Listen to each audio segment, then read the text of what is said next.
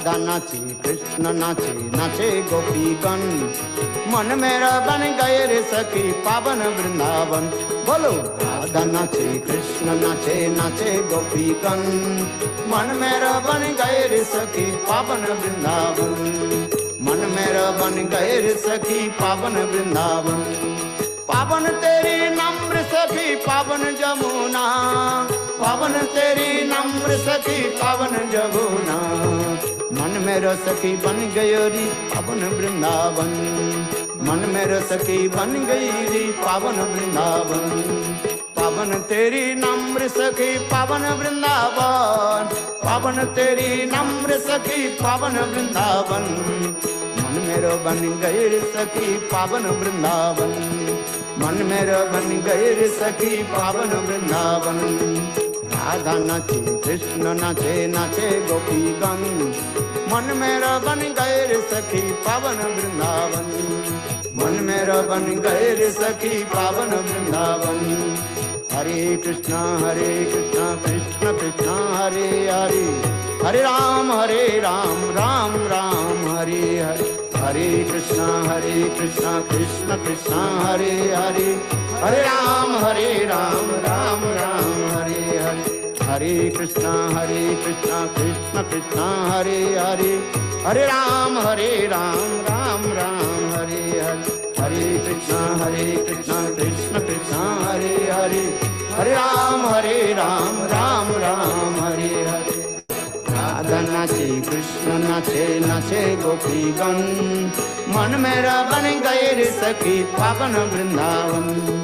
ललिता नाचे विशाखा नाचे नाचे सखी गण, ललिता नाचे विशाखा नाचे नाचे सखी गण। मन मेरा बन गए रे सखी पावन वृंदावन, मन मेरा बन गए रे सखी पावन वृंदावन। राधा नाचे कृष्ण नाचे नाचे गोपीगण, मन मेरा बन गए रे सखी पावन वृंदावन। राधा नाचे कृष्ण नाचे नाचे गोपीगण, मन मेरा बन गए रे सखी पावन वृंदावन। बोलो गंगा नाचे जमुना नाचे नाचे नदी गान, गंगा नाचे जमुना नाचे नाचे नदी गान। मन मेरा बन गए रे सखी पावन वृंदावन, मन मेरा बन गए रे सखी पावन वृंदावन। राधा नाचे कृष्ण नाचे नाचे गोपीगण, मन मेरा बन गए रे सखी पावन वृंदावन। राधा नाचे कृष्ण नाचे नाचे गोपीगण, मन मेरा बन गए रे सखी पावन वृंदावन। सुख नाचे सारी नाचे नाचे पक्षी गान, सुख नाचे सारी नाचे नाचे पक्षी गान। मन मेरा बन गए रे सखी पावन वृंदावन, मन मेरा बन गए रे सखी पावन वृंदावन। बोलो राधा नाचे कृष्ण नाचे नाचे गोपीगण, मन मेरा बन गए रे सखी पावन वृंदावन। मन मेरा बन गए रे सखी पावन वृंदावन।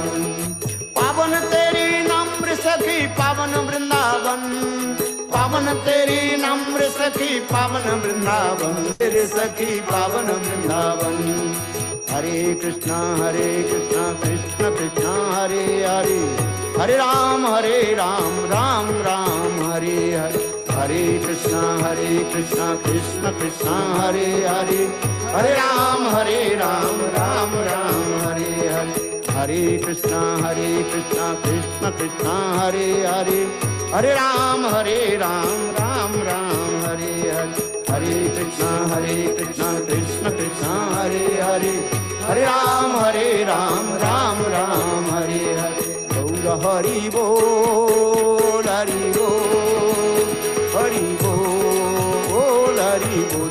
निताई गौर हरि बोल हरि बोल, हरि बोल हरि बोल। बोलो वृंदावन बिहारी लाल की जय। जय जय श्री राधे, जय जय श्री राधे, जय जय श्री राधे। हरि हरि।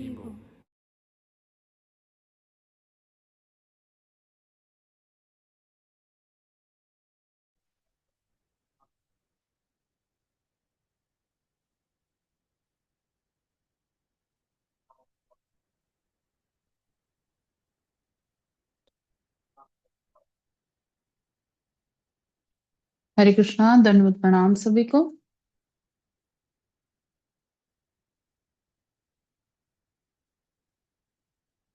हरे कृष्णा दीदी, साउंड और वीडियो ठीक चल रहा है? आप स्टार्ट कीजिए। हरे कृष्णा। ठीक है, हरे कृष्णा। तो आज हम ये सेशन स्टार्ट करते हैं श्रील गुरुदेव की कृपा से, उनके अनुगत्य में और उनके चरणों में पुष्पांजलि देते हुए। तो आज राजीव चड्ढा जी यहाँ पे हैं।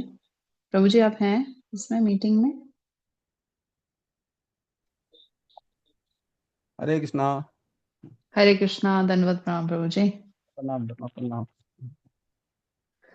तो ये हमारे राजीव प्रभु हैं। हमारे श्री रमन बिहारी गौड़िया मठ दिल्ली मठ में बहुत सेवा करते हैं। मतलब हर सेवा में हमेशा आगे रहते हैं। प्रसाद सेवा में और किसी भी प्रकार की मठ की सेवा होती है उसमें बहुत उत्साह से सेवा करते हैं। और नित्य निरंतर हरिनाम भी करते हैं। शिला गुरुदेव के आश्रित हैं। जब भी गुरुदेव दिल्ली में आते हैं तो निश्चित रूप से उनका दर्शन करने आते हैं, हरि कथा सुनने आते हैं। तो मैं प्रभु जी से प्रार्थना करूंगी कि प्रभु जी अपनी पुष्पांजलि दें गुरुदेव के चरणों में। हरे कृष्ण। हरे कृष्णा प्रभु गुरुवे जी। हरे कृष्ण। गुरुवे गौरचंद्राय राधिका तदालय कृष्णाय कृष्ण भक्ताय तद भक्ताय नमः नमः। थोड़ा अज्ञान कैमरा ठीक तिमिरान्धस्य। करो प्रभु जी अपना। अब ठीक है। अज्ञान तिर्मादस्य गणंजय शलाक्या चक्षुरुन्मीलितं तस्मै गुरुवे नमः नमः।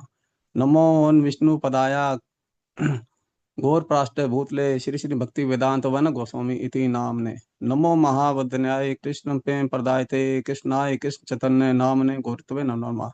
हे कृष्णा कन्ना सिंधु दीन बंधु जगतपते गोपेश गोपिका कांत राधा कांत नमस्तुते।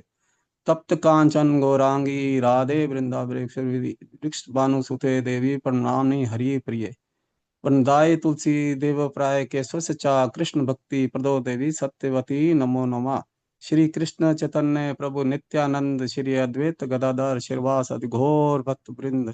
हरे कृष्ण कृष्ण कृष्ण हरे हरे, हरे राम राम राम हरे हरे। सर्वप्रथम मैं अपने गुरुदेव और विष्णुपाद श्री भक्तिवत श्रीमद् भक्ति वेदांत वन गोस्वामी महाराज जी के चरण कमलों में अनंत कोटि कोटि दंडवत प्रणाम करता हूँ और सभी उपस्थित वैष्णवों के चरणों में भी यथा योग्य प्रणाम करता हूँ। आप सब लोग अच्छी तरह जानते हैं कि किसी को भी प्यास लगती है तो वह पानी की तरफ भागता है। यह संसार का नियम है। लेकिन हमारे गुरुदेव लेकिन हमारे गुरुदेव इतने कृपालु हैं कि प्यास हमें लग रही है और वह स्वयं हमें पानी पिलाने के लिए आ गए हैं। यानी इस भव सागर में जल हम रहे हैं और हमारे पापा को गुरुदेव शांत करने के लिए इस भाव सागर में आए हैं। कहते हैं कि संतों का जो हृदय है वह मक्खन की तरह होता है, जो दूसरों को के कष्टों को द्रवीभूत हो जाते हैं। ऐसा ही मेरे साथ ही हुआ है। मैं पहली बार मैं अपना बता रहा हूँ, एक्सपीरियंस बता रहा हूँ। पहली बार जब नवदीप धाम 2021 में हम परिक्रमा करने गए, तो परिक्रमा करने के बाद जब दिल्ली की तरफ हमने आना था गाड़ी में, तो हमारी गाड़ी अंदर मठ के अंदर खड़ी थी, जो मठ है नवदीप धाम का। तो उस गाड़ी को अब आना था, तो सारे बंगाली जो वैष्णव प्रसाद पा रहे थे, वहां नीचे बैठ के प्रसाद पाते हैं ना सारे जब, तो उससे गाड़ी हमारी निकल नहीं पाई बाहर। सारे प्रसाद लाइन में पा रहे थे ऐसे, तो गाड़ी अंदर की तरफ फंसी हुई थी, जहाँ पीछे प्रसाद बनता है उस तरफ गाड़ी खड़ी थी। तो हम परेशान हो गए क्योंकि हमारी फ्लाइट में टाइम कम रह गया था। तो गुरुदेव को इस बात का पता चला, किसी कारण उन्होंने किसी ने जाके गुरुदेव को बता दिया ऐसे ऐसे हो गया है। तो गुरुदेव आए, उन्होंने फटाफट सारे बंगालियों को प्रसाद पाते हुए वहां से मतलब खड़ा किया, जैसे भी उन्होंने अरेंज करा, मतलब सबको खड़ा किया। हमारे तो कोई सुन नहीं रहा था। तो गुरुदेव ने एक ही बार में कहा, अरे अरे उठो। तो सारे बंगाली लोग प्रसाद पाते पाते उठ गए वहां से और गाड़ी को जगह दे दी आने के लिए। वो गुरुदेव को हमने देखा कि उन्होंने बिना चप्पल मतलब नंगे पाँव बिना चप्पल के ही वो बाहर आ गए, बाहर गेट पे हमें छोड़ने के लिए। उन्होंने हमारी मतलब शिकन देख ली ना चेहरे पे, हम परेशान है कि हमारी फ्लाइट ना निकल जाए।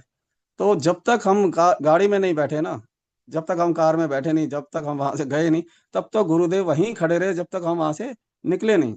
हमने ये देखा कि गुरुदेव मतलब इतने वो इतने मतलब वो होने के बावजूद उनके मन में ये नहीं था कि ये मेरा मतलब इतने सारे लोग जा रहे हैं, किसी को ऐसे ही मतलब छोड़ने नहीं आ रहे, बोलो उन्होंने हमारी परेशानी को कैसे समझा। और पहली 3 साल पहले 2021 में पहली बार मैंने गुरुदेव को देखा गिरधारी गौड़िया मठ में। और रश्मि दीदी हमें गुरुदेव के पास हमारा हरि नाम करवाने के लिए रश्मि दीदी ही ले गई। मैं उनका आभार प्रकट करता हूँ। मैं कैसे मतलब मेरे पास बोल नहीं है, मतलब कि मेरे पास शब्द नहीं है कि दीदी को मैं कैसे मतलब धन्यवाद दूं कि वो कैसे इस लाइन में हमें लाए। उनको मैं अपनी बहन मानता हूँ, मन से अपनी बहन मानता हूँ। तो उन्होंने ही हमें हरिनाम दिलवाया गिरधारी गौड़िया मठ में। गोपाष्टमी के दिन, कार्तिक के दिन चल रहे थे, उन दिनों में कार्तिक चल रहे थे, गोपाष्टमी का दिन था। उस दिन मेरे को और मेरी वाइफ को हरिनाम दिलवाया, जिसमें मेरा नाम राधाकांत दास और मेरी वाइफ जो है विमला दासी, उनको नाम दिया गया। और हम नवदीप धाम 2021 में गए परिक्रमा करने के लिए। तो परिक्रमा के जो लास्ट दिन था, जब सबकी दीक्षा होती है, उस दिन ये प्राण गोविंद दास जी, मुझे अभी तक याद है, प्राण गोविंद दास जी ने रात को हमें जब प्रसाद पा रहे थे तो बुलाया, कह रहे गुरुदेव आपको याद कर रहे हैं, आपको गुरुदेव ने बुलाया रात को कमरे में। तो मैं और मेरी वाइफ तो डर के गए, ऐसी मतलब हमारी हालत सी ऐसे हो गई, पतली सी हो गई, पसीना सा आ गया। हमने कहा गुरुदेव ने हमें बुलाया तो हमसे कुछ गलती हो गई है, शायद शायद हमसे कोई गलती हो गई है, या कुछ ऐसा हुआ है कि गुरुदेव बुला रहे हैं। तो मतलब मन में तरह तरह के विचार आने शुरू हो गए कि क्या बात है, क्यों बुला रहे हैं गुरुदेव। तो गुरुदेव ने हमें बुलाया कमरे में, मुझे और मेरी वाइफ को बैठाया। उन्होंने कहा कि आपने सुबह स्नान करके और नए कपड़े पहन के अपने गंगा जी में नहा के सुबह आपने आना है कमरे में। हमने पूछा गुरुदेव कुछ, कह रहे नहीं, आप दोनों की दीक्षा होगी। हम तो सोच के एकदम हैरान हो गए कि हम इस लायक, मतलब मेरे में तो था ही नहीं ऐसा कुछ कि हमें दीक्षा मतलब मिले। मतलब ऐसा था ही नहीं कि गुरुदेव ने हमें खुद हमें बुला के कहा कि आप दोनों की दीक्षा होनी है। ऐसा एक्सपीरियंस मैंने आपको बताया। और मैं पहले क्या, 21 से पहले गौड़िया मठ में जाता था तो अपनी वाइफ को ही गेट पे छोड़ देता था। जब मठ में जाना शुरू किया मेरी वाइफ ने और मैंने, तो मेरा कोई इंटरेस्ट नहीं होता था मठ में अंदर जाने के लिए। तो मैं अपनी वाइफ को गेट पे छोड़ के अपना घर आ जाता था और मेरी वाइफ अंदर जाती थी। उसके बाद धीरे धीरे मेरी वाइफ ने 1-2 बार मेरे को मठ ले जाना शुरू किया, रमन बिहारी गौड़िया मठ जनकपुरी में। तो मैंने मेरे अंदर ऐसा इंटरेस्ट हुआ, वहां जाके पता नहीं क्या मेरा मन एकदम चेंज हो गया कि अब हालात ये है कि मेरी वाइफ मुझे कहती है घर आ जाओ, मैं मठ में ही रहता हूँ। कोई जन्माष्टमी का त्योहार हो, कोई कुछ हो, राधा अष्टमी हो, पिछली बार जो जन्माष्टमी थी उसमें 2 या 3 दिन से मैं घर आया नहीं, वापस वहीं रहा। मुझे मतलब मन से ही सेवा करने में इतना अच्छा लगता है ना, मुझे पता नहीं चलता क्या अनुभूति प्राप्त होती है। मैं व्याख्यान नहीं कर पाऊंगा आपको कि जो सेवा करता हूँ उसमें भूल जाता हूँ मैं घर बार। ये है मेरी थोड़ी अंदर सी फीलिंग। सेवा करने में बहुत सुख मिलता है, उनकी अनुभूति में कैसे बताऊं आपको। और सरलता जो है, हमारे गुरुदेव बहुत ही सरल हैं। मैंने उनको देखा, बहुत ही सरल स्वभाव के हैं। और सरलता वैष्णव का ही दूसरा रूप है। जो सरल नहीं है ना, वो वैष्णव हो ही नहीं सकता। और हमारे गुरुदेव में सारे जो गुण है ना पूर्ण रूप से पाए जाते हैं। हमारे गुरुदेव हमेशा एक बात बोलते हैं कि गुरु निष्ठा जो है ना, भक्ति की बैकबोन है। जिस तरह उन्होंने श्री नारायण गोस्वामी महाराज जी के पूर्ण समर्पण से सेवा की है ना, उन्होंने हम सब के लिए एक शिक्षा है, एक लेसन है कि हमें भी अपने गुरुदेव के लिए प्रति ऐसा ही समर्पण भाव रखना चाहिए। और ज्यादा से ज्यादा ही, मैं इतना बोल नहीं सकता क्योंकि मैं इतना बोल नहीं पाता। मेरे ऑफिस में भी मैं आगे यूनियन में हूँ, कहीं हूँ, तो मुझे कोई बोलता है ना कि स्टेज पे बोलो तो मैं थोड़ा घबरा जाता हूँ। आज पहली बार मुझे प्राण गोविंद नाथ जी ने तो प्रोत्साहन दिया कि आप बोलेंगे, चाहे 2 शब्द बोलो, चाहे कुछ बोलो, आगे आइए आप। तो उनका भी बहुत धन्यवाद देता हूँ। उनको मैं जब भी देखता हूँ ना, उनका चेहरा हंसता ही पाया जाए।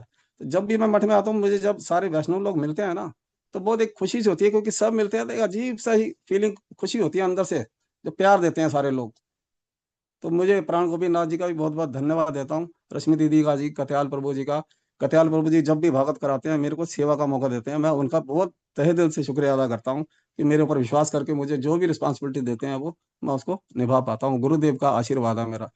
इतना कहकर ही मैं अपनी वाणी को विराम देता हूँ। मैं बहुत भाग्यशाली हूँ कि मुझे ऐसे गुरुदेव के चरण कमलों में अनुगत प्राप्त हुआ, जो वास्तव में एक सच्चे साधु हैं। तप्त कांचन गौरांगी राधे वृंदावनेश्वरी वृक्ष मानुसुते देवी प्रणामनी हरि प्रिय। हरे कृष्ण कृष्ण कृष्ण हरे हरे, हरे राम राम राम हरे हरे। दीदी। हरे कृष्णा, बहुत सुंदर प्रभु जी।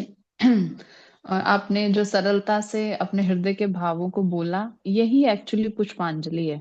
ऐसा नहीं है कि शास्त्रों की वाणी को जान के या बहुत ज्ञान अर्जित करके बोलना, वो ठीक है, बट आपके हृदय से जो निकला, आपने उसकी पुष्पांजलि दी श्रील गुरुदेव के चरणों में। तो बहुत अच्छा। और जैसे आपने बताया सेवा की बात, तो भक्ति जगत में क्या है, सबसे मूल रूप से क्या कार्य करता है, जितना हमारा हृदय सेवा में, वो कहते हैं, नियुक्त रहता है, उतना संसारिक कार्यों के प्रति विरक्त रहता है। तो आपके अंदर बड़ी हमेशा मैंने उत्साह देखा सेवा के लिए, प्रसाद सेवा के लिए और या किसी भी प्रकार की सेवा के लिए। तो ये सेवा भक्ति कोई और चीज नहीं है, भक्ति है क्या, सेवा ही है। तो ये जो सेवा कर रहे हो, ये आपकी भक्ति होती जा रही है। और गुरुदेव ने आपको ये सेवाएं प्रदान की क्योंकि आप सरल हृदय से सेवा करते हो। और सबसे बड़ी बात, उस सेवा के बदले में आपको कुछ चाहिए नहीं। आपको जो एक आत्मिक सुख मिलता है ना, वो ही क्या है, उपलब्धि है सबसे बड़ी। वही भगवान की और गुरुदेव की विशेष विशेष कृपा है। इसी तरह से आप सेवा में लगे रहिए, रमन बिहारी जी की सेवा करते रहिए। हाँ, और इसी से आपकी भक्ति निश्चित रूप से बढ़ती जाएगी और गुरुपाद पद्म के चरणों में हमेशा निष्ठा बनी रहे। हम यही प्रार्थना करते हैं शिला गुरुदेव से कि आप शिला गुरुदेव की सेवा करें, और जैसे जैसे रमन बिहारी में आप बहुत सारी सेवाओं में नियुक्त हैं, उसी तरह से सेवाओं में अग्रसर रहें। वांछा कल्पतरुभ्यश्च कृपा सिंधुभैर्वच पतितानां पावनेभ्यो वैष्णवेभ्यो नमः। ठीक है प्रभु जी, आपने बहुत अच्छा बोला, पहली बारी में बोला, पर बड़ा सरल और बड़ा सुंदर बोला, बहुत अच्छा। हरे कृष्णा, आपका बहुत बहुत धन्यवाद प्रभु जी। आपने धन्यवाद। मतलब नहीं भी पहले कभी बोला, फिर भी आपने जो प्रयास किया ना, यही प्रयास ही आपकी पुष्पांजलि है। क्योंकि गुरुदेव क्या देखते हैं, प्रयास ही देखते हैं, उसमें ये नहीं देखते कितना ज्ञान है, कितना आता है, कितना नहीं आता है, वो आपके प्रयास देख रहे हैं। और उन प्रयासों में आप निश्चित रूप से बड़े सुंदर एफर्ट्स कर रहे हो, बहुत अच्छा। अपन आप हरे कृष्ण। हरे कृष्णा। तो अब हम अपने नेक्स्ट स्पीकर की ओर चलते हैं। गोविंद प्रभु हैं हमारे उत्तराखंड से।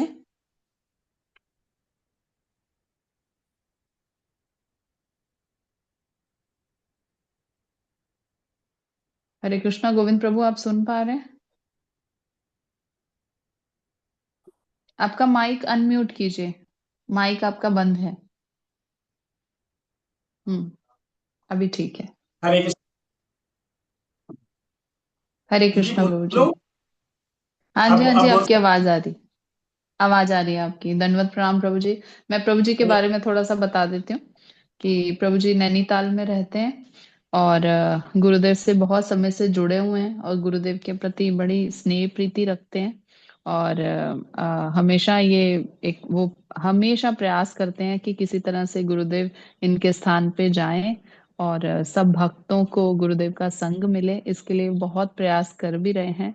और आने वाले समय में प्रोग्राम होगा भी इनके यहाँ पे। तो प्रभु जी, आप अपनी पुष्पांजलि दीजिए गुरुदेव के चरणों में, आपसे ये प्रार्थना है। हरे कृष्णा। मैं सर्वप्रथम अपने परम आराध्य गुरु पाद्म पद्म जय नित्यला प्रविष्ट ओम विष्णुपाद अष्टोत्तर सदस्य श्रीमद भक्ति वेदांत नारायण गोस्वामी महाराज जी के चरण कमलों में कोटि कोटि दंडवत प्रणाम करता हूँ। तत्पश्चात मेरे शिक्षा गुरु ओम विष्णुपाद अष्टोत्तर सदस्य श्रीमद भक्ति वेदांत वन महाराज जी के चरणों में कोटि कोटि पर दंडवत प्रणाम है। सभी वैष्णव वैष्णवी जो इस प्रोग्राम को ऑनलाइन देख रहे हैं, सभी के चरणों में मेरी कोटि कोटि प्रणाम है।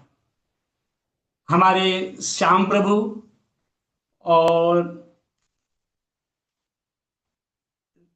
पूज्यपाल रमणी दीदी को मैं बहुत बहुत धन्यवाद देना चाहता हूँ। उन्होंने आज मुझे गुरु महाराज जी के चरणों में पुष्पांजलि देने का अवसर प्रदान किया। मैं श्याम प्रभु और रमणी दीदी के चरणों में भी कोटि कोटि दंडवत प्रणाम करता हूँ। मैं उत्तराखंड का रहने वाला हूँ।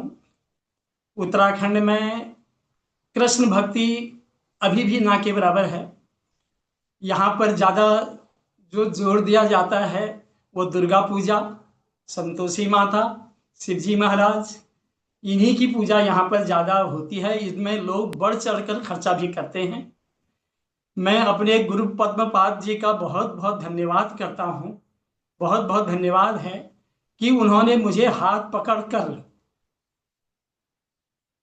अपने शरण में और वैष्णव की शरण में रखा। 1998 की बात है। बॉम्बे एस्कॉन से कुछ भक्त लोग हमारे गांव में आए हुए थे और उनका 3 दिन का कार्यक्रम हमारे गांव में था।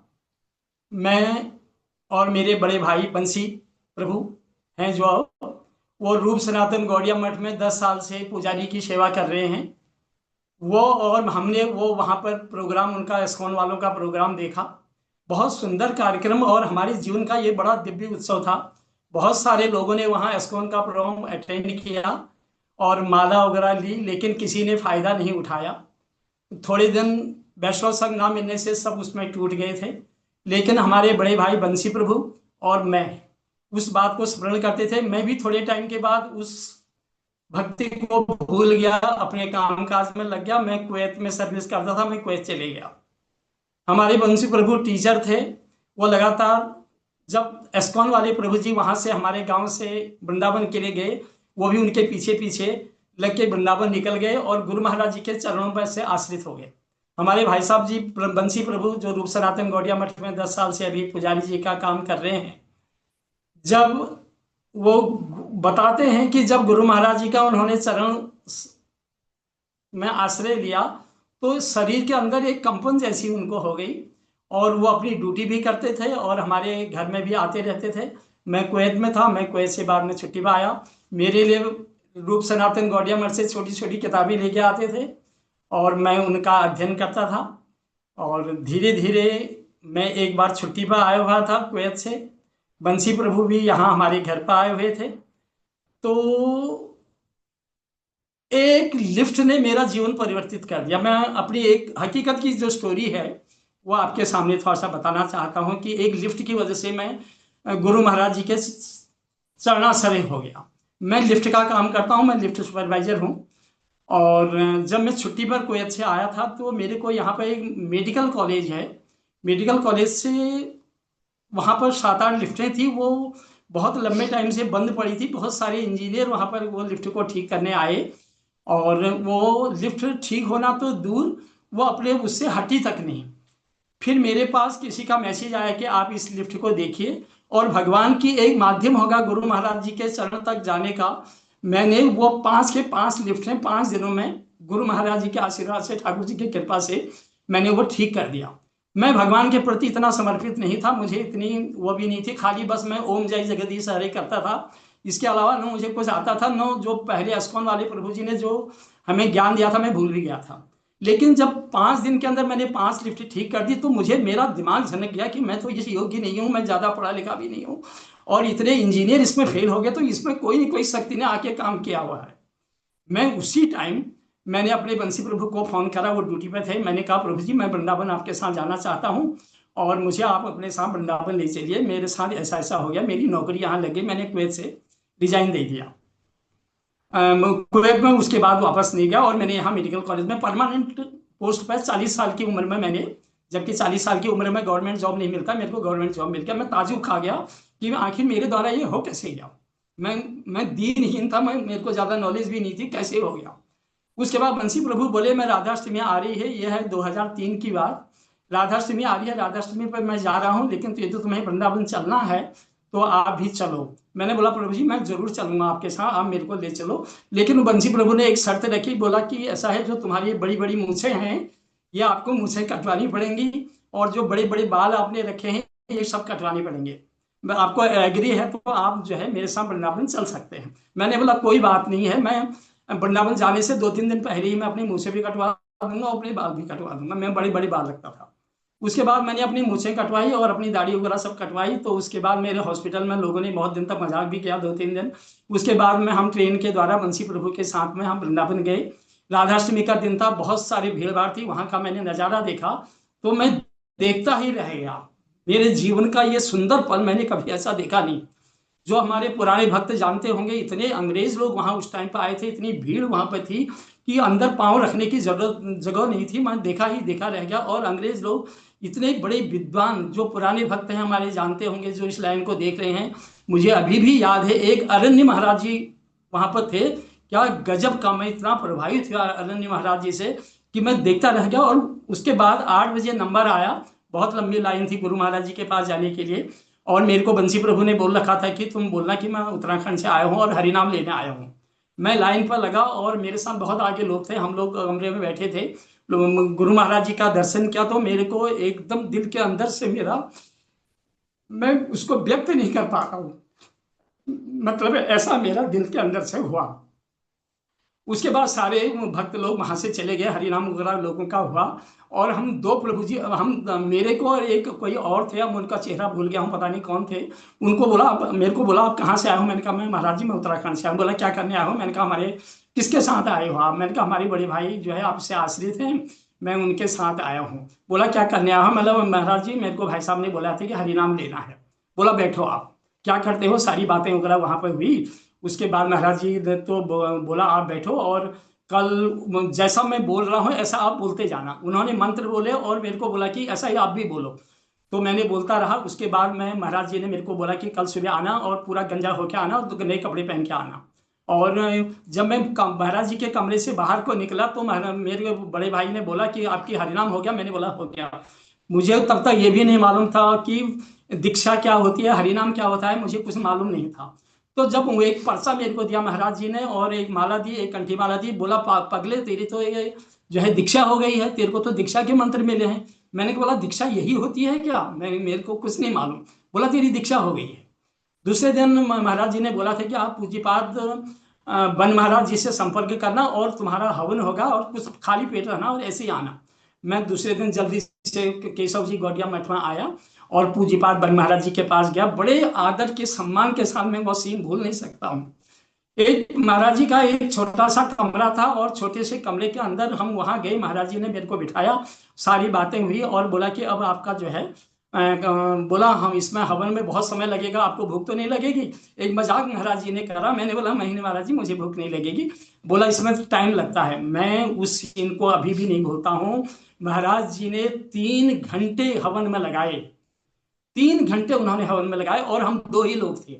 आजकल तो अब ये जैसे कार्तिक वगैरह में होता है तो सार्वजनिक हवन हो जाता है, हम लोग 2 ही लोग थे और महाराज जी ने 3 घंटे इतने। और बीच बीच में महाराज जी बड़े मजाक भी करते थे, आपको भूख लग गई, आपसे बैठा नहीं जा रहा है, तो ऐसा मजाक करते थे। मैंने कहा महाराज जी हमें कुछ नहीं है। तो महाराज जी से इतना हमारा, वहां पर महाराज जी ने हमारा हवन किया और मेरे को, मेरा नाम गोविंद था, महाराज जी ने मेरे गुरु महाराज जी ने मेरे को नाम दिया गोविंद दास। उसके बाद ये सिलसिला चलता रहा। महाराज जी फिर मेरे को बोले उत्तराखंड में तो मैं भी आया हूँ। मैंने कहा महाराज जी मैं तो हल्द्वानी में रहता हूँ उत्तराखंड के अंदर, आप कौन सी जगह आए थे? बोला मैं भिक्षा करने वहां आते थे। मैंने बोला कौन सी जगह आते थे महाराज जी? बुक मिल गया, हम रुद्रपुर में आते थे और रुद्रपुर में हम भिक्षा चावल का भिक्षा करने के लिए आते थे और अब आप वहां प्रचार करो। मैंने बोला महाराज जी अब मैं तो अभी आज पहली बार ही आया हूँ, मैं कोशिश करूंगा। और फिर उन्होंने सारा पूछा क्या करते हो, कैसा करते हो। लेकिन इतने बड़े गुरु महाराज जी और उनकी दीनता, और कभी भी गुरु महाराज जी मेरे को मिलते थे, जैसे हम आते थे, ज्यादा समय हम नहीं आ पाते थे क्योंकि मेरे को ड्यूटी फिर उसके बाद मेडिकल कॉलेज में मिल गई थी। तो जब भी मुझे समय मिलता मैं इसमें आता, जैसे जन्माष्टमी का महोत्सव है, कार्तिक का है, झूलन का है, महाराज जी कहीं भी मिलेंगे। महाराज जी मेरे से पूछते आपने प्रसाद पाया, प्रसाद लिया नहीं लिया, और घर में सब ठीक है। इतने प्रेम से पूज्यपाद बन महाराज जी मेरे साथ बोलते थे, मैं उसका व्यक्त नहीं कर सकता हूँ। कितने बिजी रहते थे। उसके बाद भी पूछेंगे कोई दिक्कत तो नहीं हुई, आपके रहने की व्यवस्था हो गई है? और मैं बोलता था महाराज जी रहने की व्यवस्था हो गई है और सब ठीक है। और एक अभी समय भी हो रहा होगा, एक बार की बात है, हम बोल ही देता हूँ थोड़ा 1-2 मिनट और। एक बार हम केशव जी गौड़िया मठ में गए थे तो पूज्यपाद बन महाराज जी ने बोला आपके रहने की व्यवस्था हो गई है? जन्माष्टमी की बात थी। मैंने बोला महाराज जी अभी तो व्यवस्था नहीं हुई, मेरी माता जी भी मेरे साथ थी। मैंने कहा मैं जो है हो जाएगी व्यवस्था, कोई ऐसी बात नहीं है। महाराज जी ने उसी टाइम किसी भक्त को बोला और उधर मठ के बगल में ही गोयल इंटरप्राइजेस करके कोई था, वहां रहने की व्यवस्था करी थी। बोला इनको वहां छोड़ के आओ। और मतलब मैं, मेरे को दिल में ये हुआ कि जो चीज़ मैं ये सोच रहा था कि यहाँ रहने की व्यवस्था शायद नहीं होगी और मैं सीधे वृंदावन जाऊंगा, वृंदावन से ही सुबह आऊंगा, लेकिन महाराज जी ने मेरे दिल की बात को, जो मेरे दिल की बात को रख ली। मैं यही सोच रहा था कि बूढ़ी माता जी को लेके मैं कहाँ वृंदावन जाऊंगा, लेकिन महाराज जी ने तुरंत मेरे दिल की बात कर दी। बोला, जाते ही मेरे को ये बोला रहने की व्यवस्था होगी। मैंने बोला महाराज जी अभी तो नहीं, हो जाएगी, कोई बात नहीं। महाराज जी को मैंने ये नहीं बोला कि मैं वृंदावन जाऊंगा, ये जाऊंगा, रूप सनातन में जाऊंगा। तो उतने में ही मेरा वो एक प्रभु जी आए और मेरा बैग पकड़ा और बोला कि गोयल जी के वहां आपको रहना है। और मेरे को, मैं उसी दिन से मैं मान गया कि कितने अंतर्यामी जो भक्त के दिल की बात को समझ जाते हैं, मैं व्याख्यान नहीं कर सकता हूँ। और भगवान से विनती करता हूँ कि चाहे मैं इस योग्य नहीं हूँ आज रमणी दीदी और श्याम प्रभु जी की कृपा से कहने को, मेरे दिल के भाव कहने का मुझे अवसर मिला। मैं बहुत बहुत धन्यवाद करता हूँ और गुरु महाराज जी के चरणों में मैं विनती करता हूँ कि मैं किसी भी योनि में रहूं और आपका साथ मुझे जिंदगी भर मिलता रहे। और जैसे खींच के मुझे ये, मैं संसार में फंसा हुआ था, अपने अपने चरण में मुझे रखा, ऐसे ही किसी भी योनि में मैं रहूं मुझे अपने चरणों में जिखा दें। और महाराज जी का ये गाना मुझे बहुत पहले से, राधे राधो नाचे कृष्ण नाचे नाचे गोपीनाथ, ये मुझे बहुत पसंद आता है। मैं इसको जब गाने को सुनता था तो मेरे आंखों में आंसू आ जाते थे कई बार। और अभी समय हो गया है, मैं ज़्यादा समय नहीं लेकिन इतना ही गुरु महाराज जी के चरणों में पुष्पांजलि देना चाहता हूँ। इसमें कोई भी त्रुटि हुई हो मैं क्षमा मांगता हूँ, गुरु महाराज जी से क्षमा मांगता हूँ, सारे वैष्णवों से क्षमा मांगता हूँ। हरे कृष्ण कृष्ण कृष्ण हरे हरे, हरे राम राम राम हरे हरे। हरे कृष्णा प्रभु जी, आपने हरे बड़ी कृष्ण। सुंदर पुष्पांजलि की, बहुत ही सुंदर पुष्पांजलि दी। और सबसे लास्ट में जो आपने बात बोली वो तो हृदय को छू गई, क्योंकि यहाँ पे चित्रकेतु महाराज यही प्रार्थना करते हैं भगवान से कि ममुत्तम श्लोके जनेषु सख्यम संसार चक्रे भ्रमतः स्वकर्म भी त्वत्माया आत्म दार गेहेषु आसक्त चित्तस्य नानाथ भूयात्। तो यहाँ पे चित्रकेतु महाराज यही प्रार्थना करते हैं कि हे प्रभु, मैं इस संसार में क्या है, मेरी आसक्ति लगी पड़ी है अपने गृहस्थी में, अपने घर में जितने भी सब हैं, माता पिता भाई बंधु पति पुत्र, इन सब में मेरी आसक्ति लगी हुई है। पर हे प्रभु, क्या है कि इस घर के प्रति जो मेरी आसक्ति बनी हुई है, मैं अब और अधिक आसक्त नहीं बने रहना चाहता। तो आप क्या करो, मेरी पूर्ण आसक्ति जो है वो अपने ही चरणों में लगा लो। तो क्या है, आसक्त चित्तस्य नानाथ भूयात्। तो मैं चाहता हूँ हे प्रभु, मेरा मन एकमात्र आपके ही चरणों में लगा रहे। तो आपने बड़ी सुंदर, बड़ी श्रेष्ठ प्रार्थना की है। ये कोई साधारण प्रार्थना नहीं है कि कहीं भी रहें, आपका मन कहाँ रहे, शिला गुरुदेव और भगवान के चरणों में रहे।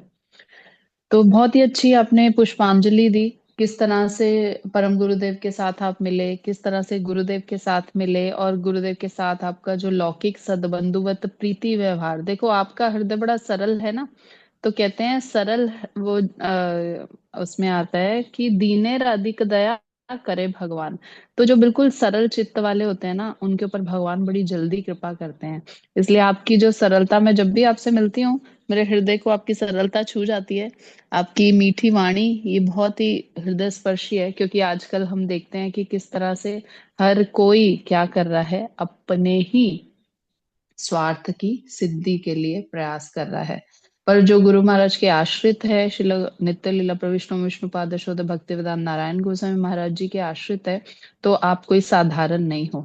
आप बहुत, वो कहते हैं, उच्च कोटि के भक्त हो, क्योंकि आप क्या हो, परम गुरुदेव ने आपको ऐसे ही साधारण रूप में ही दीक्षा दे दी। कोई भी ऐसा आपको वो विचार नहीं करना पड़ा। और गुरुदेव के आप उसमें आए, उनसे मिले, यज्ञ की जो बात आपने बोली, तो उनके साथ कहते हैं कि वैष्णवों के साथ ऐसी प्रीति होना ये कोई साधारण नहीं है। और इस तरह से वैष्णवों का स्नेह प्राप्त होना ये हर किसी के लिए संभव नहीं है। तो आपका पूर्व पूर्व जन्म का बहुत भजन है, जो आप इतने भजनशील जो संत हैं उनके चरणाश्रित हैं और भजन कर रहे हैं और दूसरों को भजन में लगाने का प्रयास कर रहे हैं। तो ये बहुत ही अच्छा, आपका बहुत बहुत धन्यवाद प्रभु जी, आपने अपना इतना मूल्यवान समय दिया। और जो धन्यवाद दीदी आपने आपका। प्रार्थना की, यही प्रार्थना हम करते हैं शिला गुरुदेव से कि हमारी पूर्ण आसक्तियों को आप क्या करो, अपने ही चरणों में लगा लो। बस गुरु महाराज जी के चरणों में यही मेरी विनती रहती है कि अब हमने सब कुछ कर लिया है, सब जो है रिटायरमेंट भी हो गया हूँ, बस आपको हम ये भजन करना है और ये संसार से हमको जरा मुक्ति मिल जाए। यही मैं गुरु आप महाराज जी प्रचार, के चरणों में विनती कर। बहुत अच्छी प्रार्थना है, आप प्रचार करिए जो शिला गुरुदेव का हमेशा एक उद्देश्य रहता है, और वो आप करने का प्रयास भी कर रहे हैं। बहुत अच्छा प्रभु जी, बहुत ही अच्छा। हरे कृष्णा। हरे कृष्णा जी, कृष्णा। बहुत बहुत धन्यवाद। धन्यवाद प्रभु जी। अब हम चलते हैं अपने अगले स्पीकर के पास। अभिषेक प्रभु हैं यहाँ पे।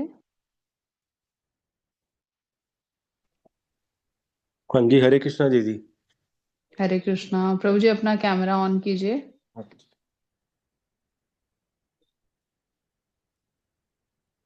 हरे कृष्णा।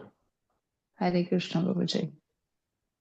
तो इनका इंट्रोडक्शन क्या है कि ये शिला गुरुदेव के आश्रित हैं, और प्रभु जी एयर इंडिया में काम करते हैं, और हमेशा जब भी गुरुदेव आते हैं इनका इतना आकर्षण रहता है गुरुदेव के प्रति, और गुरुदेव का भी बहुत स्नेह रहता है इनके प्रति। ऐसे ही कितनी बार जैसे वो जा रहे होते हैं वृंदावन तो बोलते हैं चलो चलो गाड़ी में बैठो, और प्रभु जी बिना कुछ विचार किए, बिना कुछ सोचे, बिना कहीं इन्फॉर्म किए और गुरुदेव के साथ चल लेते हैं। तो ये क्या है, इसको बोलते हैं कोई भी कपट भाव नहीं, निष्कपटता से क्या कर रहे हैं, गुरुदेव के आश्रय में है। तो मैं प्रभु जी से प्रार्थना करूंगी कि प्रभु जी अपने अनुभूतियों को क्या करें, सबके सामने रखें और अपनी पुष्पांजलि दें। हरे कृष्णा, दंडवत प्रणाम सभी को। मैं रोज मठ आता था, और मठ आते आते एक दिन मेरे को कुछ पता नहीं था गुरु परंपरा क्या होती है, गुरु गुरु का क्या रोल होता है, गुरु परंपरा क्या होती है। सिर्फ भगवान के आगे मत्था टेकता था और चला जाता था। तो डेली आता था शाम को। एक दिन ऐसे ही आरती में आया था, तो मुझे एक दिन राजीव चड्ढा प्रभु जी जो हैं वो मिले, और उन्होंने मुझे बोला कि आपने हरि नाम नहीं लिया। मैंने कहा हरि नाम नहीं, मैंने हरि नाम नहीं लिया। तो वो ऐसे मेरे को ऊपर लेके चले गए। गुरुदेव आए हुए थे उस दिन, और गुरुदेव से मेरे को मिलवाया, गुरुदेव से हरि नाम दिलवाया। और मैं पहली बार गुरुदेव से मिला तो बहुत अच्छा लगा मुझे। गुरुदेव ने मुझे माला दी, हरि नाम करने के लिए बोला। और मैंने दीक्षा इसलिए नहीं ली क्योंकि उस टाइम पे एकदम मैं न्यू था, मुझे कुछ पता नहीं था कि भक्ति में क्या क्या रूल्स रेगुलेशंस है, कैसे फॉलो करने होते हैं। क्योंकि जैसे अनियन और गार्लिक आप लोग बिल्कुल नहीं खाते हैं, सब आप वैष्णव। तो मेरे को वो छोड़ना मेरे लिए थोड़ा मुश्किल हो रहा था। तो फिर ऐसे करते करते धीरे धीरे गुरुदेव के पास जब जब गुरुदेव आते मैं जाता, गुरुदेव से मिलता। कि आप लोगों के थ्रू मैसेज आ जाता ग्रुप में कि आज गुरुदेव आ रहे हैं, आज गुरुदेव जा रहे हैं।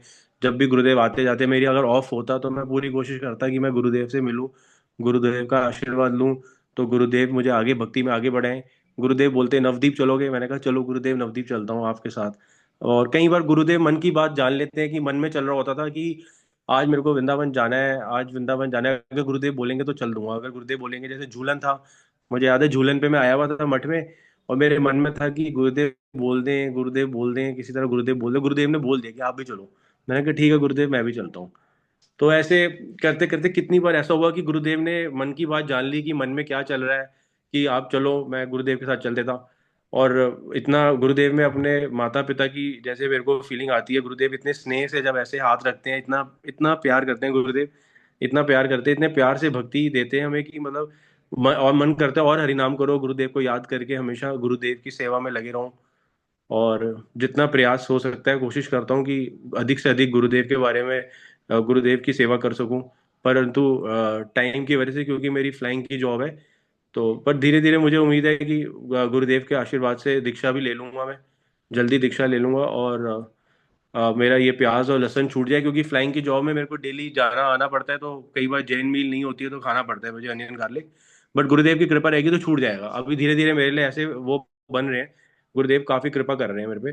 तो धीरे धीरे वैसा रास्ता बन रहा है कि मेरी अपने आप ही छूट जाएगा अनियन गार्लिक, और फिर मैं दोबारा दीक्षा लेके गुरुदेव से अच्छे से भक्ति जैसे आप लोग करते हैं ऐसे भक्ति में आगे बढ़ सकूंगा। और गुरुदेव के लिए और मैं क्या बोलूं, गुरुदेव के लिए जितना बोलूं उतना कम है, क्योंकि गुरुदेव की तो हमारे जब सामने होते हैं गुरुदेव, तो उस टाइम पे तो बस ऐसे लगता है कि साक्षात भगवान ही ठाकुर जी हमारे सामने हैं, और उनका जितनी उनकी सेवा करूं उतना कम लगता है मुझे।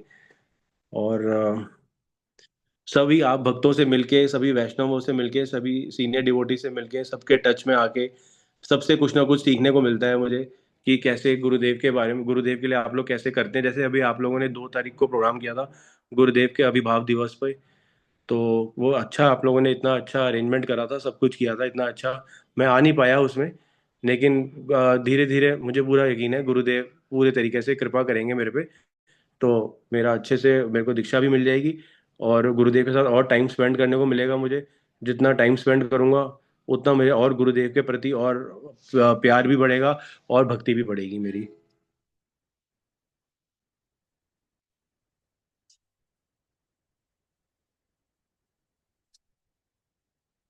हरे कृष्णा। इसके बाद मैं अब अपनी वाणी को विराम देता हूँ, क्योंकि अभी मेरा इतना ज़्यादा दीक्षा हुई नहीं है। जिस दिन दीक्षा होगी तो उस दिन आप लोगों की तरह मैं भी और अच्छे से सीख जाऊंगा आप लोगों के साथ रह के। हरे कृष्णा प्रभु जी। हरे कृष्णा। आप सीख रहे हैं, ऐसा नहीं है कि आप नहीं सीख रहे हैं, आप सीख रहे हैं। आप हरि कथा में आते हैं, गुरुदेव के मुख से हरि कथा सुनते हैं और प्रयास करते हैं। ये जो आपके प्रयास है ना, यही भक्ति की ओर हमें क्या करते हैं, अग्रसर कर देते हैं। तो बार बार ये प्रयास करना और बार बार ये प्रार्थना करना जो आप कर रहे हो, ये साधारण नहीं है। हम्म। तो ये साधारण कोई जीव कर ही नहीं सकता। कितने कितने कहते हैं, पूर्व पूर्व जन्मों के कितने पुण्य कर्म होते हैं, तब जाके कहीं हमें क्या होता है, सदगुरु की प्राप्ति होती है और होती है। सदगुरु का दर्शन होता है। और सदगुरु का आश्रय करके हृदय में ये जो अभिलाषा आपके उठ रही है कि मुझे प्यार लहसुन छोड़ना है और मुझे दीक्षा लेनी है, तो निश्चित रूप से ये इच्छा श्रील गुरुदेव पूरी करेंगे ही करेंगे। एक तो होता है कि अपनी परिस्थिति को देख के कि नहीं हम कर नहीं पाएंगे, पर आपकी जो अभिलाषा है वो ये है कि मैं इस चीज को करूं, मैं प्यार लहसुन छोड़ दूं, मैं दीक्षा मंत्र करूं, भक्ति का ठीक ठीक से पालन करूं और गुरुदेव के सानिध्य में रह के भजन करूं, गुरुदेव का संग करूं, वैष्णवों का संग करूं। तो ये आपकी इच्छा है और आप समय समय पर आते भी हैं मठ में और प्रयास भी करते हैं हरि कथा श्रवण करने का। तो कहते हैं ये हरि कथा ही क्या है, हमारे जीवन का मूल है। तो एक बार क्या होता है, एक साधु होता है, वो राजा के यहाँ पे जाता है। राजा के यहाँ पे जाता है तो जाके बोलता है, वहां राजा के सेवक को बोलता है कि मैं राजा से मिलना चाहता हूँ। तो राजा के सेवक राजा के पास जाते हैं और बोलते हैं एक साधु आया है और आपसे मिलना चाहता है। तो राजा बोलता है नहीं नहीं, मना कर दो, मेरे पास समय नहीं है बिल्कुल मिलने का, मैं बहुत व्यस्त हूँ। तो वो सेवक आके बोल देता है नहीं नहीं, आप यहाँ से जाओ, अभी राजा आपसे नहीं मिल सकते। तो वो बहुत प्रार्थना करता है कि नहीं, मुझे किसी भी तरह से राजा से मिलना ही है। तो सेवक फिर से जाता है, फिर से राजा मना कर देता है। अब वो साधु सोचता है कि मैं रानी के पास जाता हूँ, रानी तो हो सकता है बड़े दयालु हृदय की होगी और वो मेरी बात सुन के मुझे राजा से मिलवा देगी। तो अब वो रानी के पास जाता है और जाके बोलता है। तो रानी भी प्रयास करती है, राजा को बोलती है, पर उस समय भी राजा क्या करता है, मना कर देता है। तो फिर जब रानी आके साधु को बोलती है कि नहीं वो मतलब राजा नहीं मिल पाएंगे आपसे, तो उस समय वो जो संत होते हैं वो कहते हैं कि हे रानी, आप राजा को सिर्फ मेरा एक क्या करना, मैसेज दे देना। क्या मैसेज दे देना कि 7 दिन बाद उनकी मृत्यु होने वाली है और मृत्यु के बाद वो जहां जाएंगे वहां पे क्या है, जो उनकी मच्छरदानी है ना, उसमें ना एक छेद है। तो उनको बोलना अपने साथ में ना एक सुई धागा ले जाएंगे। अब रानी ये बात जाके बड़ी जल्दी से, वो बड़ी बौखला जाती है, परेशान हो जाती है, जाके राजा को जल्दी से बताती है कि वो संत ऐसे ऐसे कह रहे हैं, तो आप क्या कीजिए, मतलब मुझे तो बहुत डर लग गया है, आप जल्दी से उस संत के पास जाओ। अब राजा तो सारे काम छोड़ देता है उसी समय में और क्या करता है, भागता है उस संत के पास और आके कहता है कि आप मुझे क्षमा कर दो, आपने बहुत बार प्रयास किया मुझसे मिलने का, पर मैंने हर बार आपको क्या किया, मना ही कर दिया। और आप जैसे बता रहे हैं कि 7 दिन में मेरी मृत्यु होने वाली है और जहां मैं जाऊंगा वहां पे जो मच्छरदानी है उसमें एक छेद है। तो वो संत को कहता है बड़ा दुखी हो जाता है राजा कि 7 दिन बाद उसकी मृत्यु होने वाली है। तो वो कहता है, ये बात तो बिल्कुल ठीक है, पर आप एक बात बताइए कि जब मृत्यु होगी तब तो कोई भी वस्तु हम साथ ही नहीं ले जा सकते अपने। हाँ। तो अब वो संत कहते हैं, यही तो मैं तुम्हें समझाना चाहता था कि तुम जो दिन रात क्या कर रहे हो, इस संसारिक धन को इकट्ठा करने में लगे हुए हो, अपना पूरा समय इसमें लगा रहे हो, और परमार्थ के लिए तुम्हारे पास समय ही नहीं है। तो ये यहाँ से तो तुम एक सुई भी अपने साथ में नहीं लेके जा सकते, और यहाँ इस धराधाम से हम क्या साथ में ले जाएंगे? एकमात्र भगवान का नाम, और जितनी भगवान की सेवा की वही हमारे साथ जाएगी। तो उस समय वो राजा बहुत रोने लगता है और क्षमा मांगता है उस संत से। और जैसे जैसे संत उसको बोलते हैं कि अब तुम्हें क्या करना है, परमार्थ के रास्ते पे चलना है, तो वो भगवत नाम के विषय में उसको बताते हैं, और राजा क्या करता है, उसको अपने जीवन में धारण करता है। तो इसी तरह से हम देखते हो, हम आपका बहुत बिजी शेड्यूल, फिर भी आप उसमें से समय निकाल के हरि नाम करना और ये सारी चीजें भक्ति मूलक क्रियाएं करना, तो ये कोई साधारण नहीं है, क्योंकि आपने इस चीज को गुरुपाद पद्म के मुख से श्रवण करके और उनकी कृपा से समझ लिया कि संसारिक कितनी भी चीजें हम इकट्ठे कर लें, पर वो हमारे साथ जाने वाली नहीं नहीं है। है। तो ये परम सत्य है, और इसको हमें अपने जीवन में धारण करना चाहिए। तो यही प्रार्थना है शिला गुरुदेव से कि जैसे आपकी इच्छा है बहुत प्रबल कि आप जल्दी से दीक्षा ले लें, तो आप दीक्षा ले लें और दीक्षा मंत्र करके भजन राज्य में आगे बढ़े। क्योंकि दीक्षा है क्या? दीक्षा ही वो मंत्र है जिससे गुरुपाद पद्म हमारा भगवान से क्या करा देते हैं, संबंध ज्ञान करा देते हैं। तो भगवान से संबंध मतलब भगवान से नाता जोड़ देते हैं। हम्म, तो ये बहुत इंपॉर्टेंट है, क्योंकि गुरुदेव बोलते हैं कि अगर हमने इस जीवन में दीक्षा नहीं ली तो अगली योनि हमें पशु की मिलती है। तो एटलीस्ट हम इन दीक्षा मंत्रों को करके कुछ ना कुछ क्या करें, भगवान की सेवा कर सेवा पाए। करें, कर पाए। तो यही प्रार्थना है श्रील गुरुदेव से कि गुरुदेव अपनी कृपा आप पे बनाए रखें। जैसे मैं पहले जाता रहा ना, मंदिर आता रहा, भगवान के पास आता रहा, तो भगवान ने ही मेरे को गुरुदेव से मिलवाया है। मतलब भगवान भी चाहते थे बिल्कुल कि गुरुदेव की कृपा होगी तभी मैं तेरे को एक्सेप्ट करूंगा, नहीं तो नहीं एक्सेप्ट करूंगा। तो ये बात मुझे पहले पता नहीं थी, मैं जाता रहता था, लेकिन भगवान ने ही गुरुदेव से मिलवा दिया। और जब गुरुदेव से मिला तो एक अलग ही सेटिस्फेक्शन लेवल हुआ कि हाँ, अब जो है गाड़ी जो है सही ट्रैक पे है। अब जो है वो सीधा बिल्कुल। पहुंचा देंगे गुरुदेव हमारी गाड़ी को, वहाँ सीधा भगवान के वहां पे बिल्कुल डायरेक्ट। तो तो ये यहाँ पे यही बात आती है, यस्य देवे परा भक्ति यथा देवे तथा गुरु।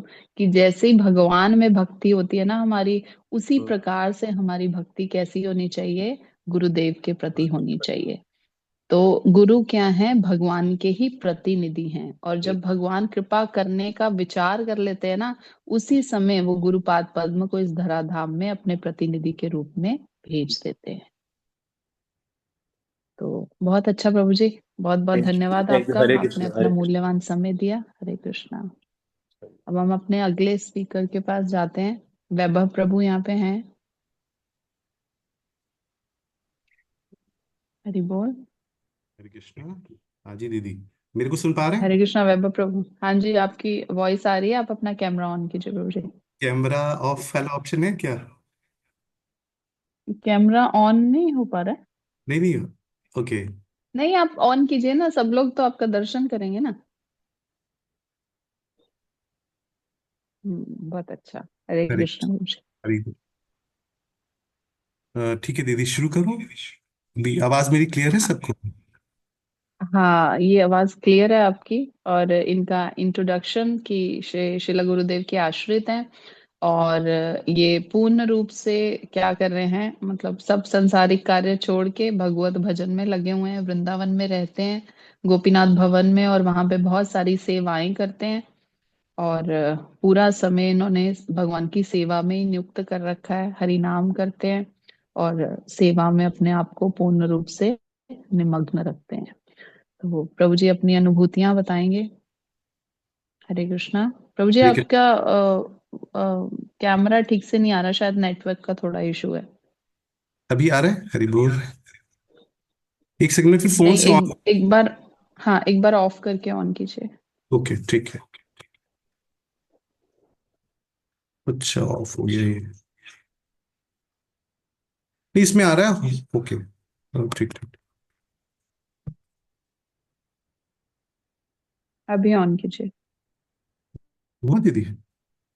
नहीं, अभी नहीं आ रही आपकी पिक्चर। पहले आ रही थी, फिर लाइंस लाइंस आ रही थी, अभी आ ओके नहीं रही। ठीक।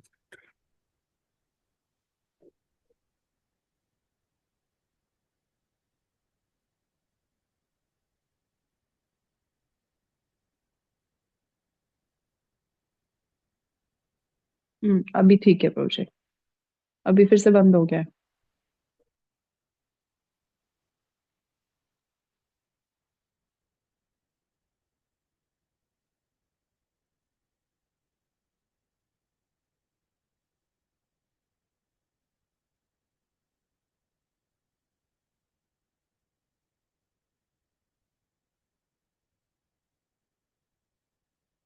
माइक ऑन कीजिए प्रोजेक्ट।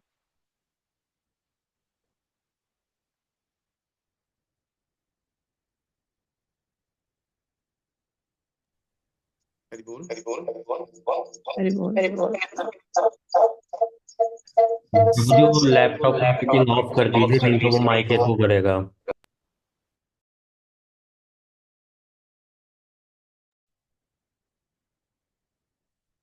हरि बोल। इको कर रही है आपकी वॉइस।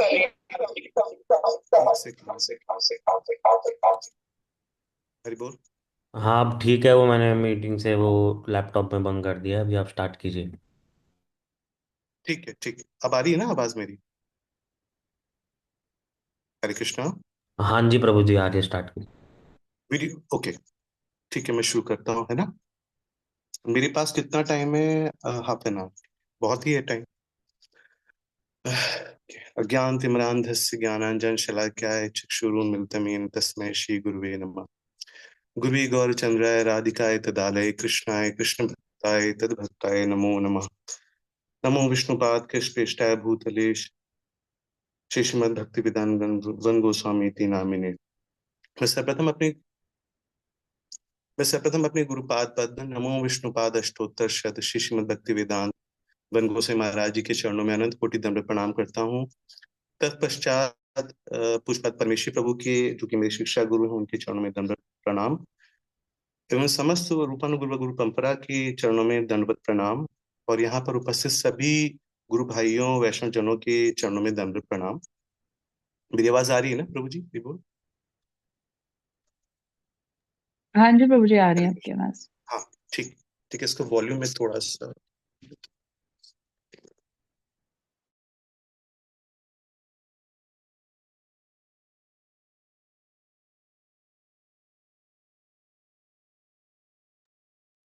आवाज नहीं आ रही बाबू प्रभु आपकी। हरि बोल। वॉइस नहीं आ रही है आपकी। हरे कृष्णा। हाँ प्रभु जी, आपकी वॉइस नहीं आ रही। चैतन्य, देखना कैसे करेंगे। ऑडियो से डिस्कनेक्ट हो कर लिया है उन्होंने। उनको हमारी सुनाई भी नहीं दे रही है, उनको फोन करना पड़ेगा। ओ, कॉल करना पड़ेगा।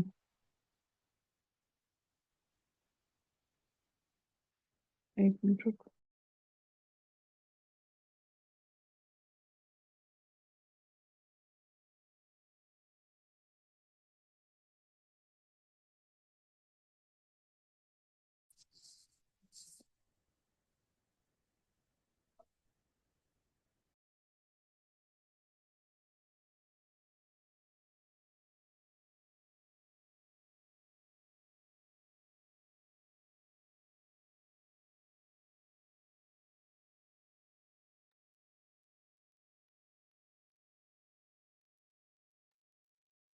हरे कृष्णा।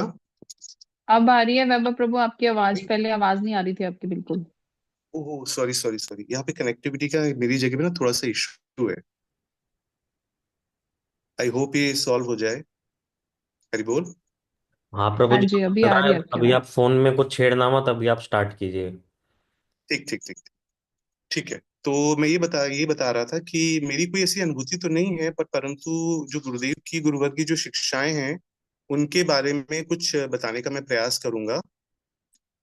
और शुरुआत में करता हूँ इससे कि सबसे पहले मैं जब गुरुदेव से मिला था, और उस समय पे मैं लहसुन प्याज भी खाता था पहले, और आज से तकरीबन 10 साल हो गए होंगे, हाँ 2015 में। तो जो सबसे पहले मैं आया था, तो मेरे दिमाग में यही था कि किस प्रकार ये जो वैष्णव, हरि बोल, किस प्रकार ये जो वैष्णव जो फिलॉसफी है, इसके बारे में मैंने पहले थोड़ा सुना तो था, लेकिन मुझे बहुत ज्यादा विश्वास नहीं था। और सच पूछो तो मुझे इस्कॉन वालों से, सॉरी मुझे बोलना नहीं चाहिए, ये मेरी ऐसी धारणा थी कि इस्कॉन वाले जो विदेशी हैं ये हमें सिखा रहे हैं भक्ति के बारे में, ये हमें क्या बताएंगे, ये तो हमारी खुद की चीज है। ये मेरे को तो थोड़ा सा ईगो था इस चीज का।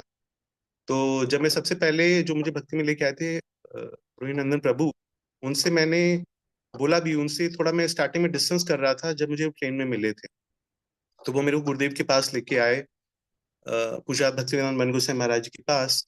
तो मुझे लगा कि जो ये फिलॉसफी है, गॉड फिलॉसफी, वो कुछ ऐसी है कि मुझे जानना चाहिए उसके बारे में। तो मेरी उत्सुकता थोड़ी जागी उस समय कि किस प्रकार जो ये फिलॉसफी है वो औरों से अलग है, इसमें क्या चीज है जो हम सीख सकते हैं या जान सकते हैं। और जो इसका जो एक पैटर्न था, एक बहुत ही फुल प्रूफ पैटर्न था, क्योंकि अन्य मार्गों में अगर आप देखो या और साधु जो जिन चीजों को करते हैं उनमें उनका कोई सिर पैर नहीं होता। सिर पैर मतलब बोले तो कोई एक प्रॉपर लाइन नहीं होती, लाइन ऑफ एक्शन नहीं होता, जिससे आपके हृदय में बहुत से संशय आते हैं। जैसे हमारी जो परंपरा है वो श्रौत परंपरा है, हम श्रवण करके ही हम जानते हैं चीजों के बारे में कि फिलॉसफी क्या है, कृष्ण कौन है, गुरु कौन है। तो जब हम बात करते हैं पूषा भक्तिवेदांत मन गोसाई महाराज जी की, तो सबसे पहले आता है कि गुरु, हमारे की गुरु कौन है। तो शास्त्रों में जो वर्णित है इसमें आता है कि गुरु कौन है, गुरु के पास किस प्रकार जाना चाहिए। तो इसकी मैं बहुत डिटेल में नहीं जा रहा हूँ, ज्यादातर जो हमारे भक्त लोग हैं वो सब जानते हैं इन चीजों के बारे में। उसमें जो शिक्षाएं मैं उनको, जो मैंने डायरेक्ट उनसे गुरुदेव से सुना, कथाओं में या अपने गुरु भाइयों के माध्यम से सुना, मैं उनको ही यहाँ पर दोहराने का प्रयास करूंगा। तो सबसे पहले जब हम गुरु की बात करते हैं, गुरु की हमें आवश्यकता क्यों है? क्योंकि हमें जो हम जहाँ से आए हैं उस जगह हमें वापस जाना है। तो अगर उस जगह हमें अगर वापस जाना है तो हमें कोई माध्यम चाहिए, कोई ऐसा कनेक्ट करने वाला व्यक्ति चाहिए जो हमें हमें अपने रास्ते, हमें उस व्यक्ति तक, हमारे गंतव्य तक हमें पहुंचा सके। और उसमें जो गुरु का होता है बहुत ही इम्पोर्टेंट रोल होता है, एक उसकी विशिष्ट भूमिका होती है। तो जब मैं गुरुदेव के पास आया तो मेरे बहुत सारे प्रश्न भी थे कि जो गुरु है वो हमें क्या बताएगा, हमें कैसे करेगा। तो इस तरह के बहुत सारे डाउट्स को उन्होंने बहुत क्लेरिफाई करा। तो स्टार्टिंग में जो मुझे गुरुदेव की ना कथा समझ में नहीं आती थी, तो क्योंकि वो बांग्ला भाषी हैं हमारे गुरुदेव, तो मुझे थोड़ा सा उनकी भाषा थोड़ी सी क्लिष्ट है। तो जब ये बात मैं अपने गुरुदेव से डायरेक्ट नहीं कर पाया, मैंने रोहिणी प्रभु से भी बात की, तो उन्होंने बहुत सारी चीजों के बारे में मुझे समझाया और बताया कि क्या वास्तविकता है और किस तरीके से हमें चीजों को आगे लेना है। तो हम ऐसे कई ऐसे हो सकते हैं जो जिनको लगे कि चीजें थोड़ी समझ नहीं आ रही, कथाएं, खासकर जो कथाएं, जो हमारा पहला कनेक्ट होता था गुरुदेव से, मेरा जो हुआ भी था वो था डायरेक्ट उनकी कथा श्रवण करना। अब जब हमने कथा श्रवण करना, मेरी आवाज आ रही है? हरि बोल, हरे कृष्णा। हाँ जी हाँ बाबू जी जी, आ बाबू जी, रही आ है। रही है आपकी।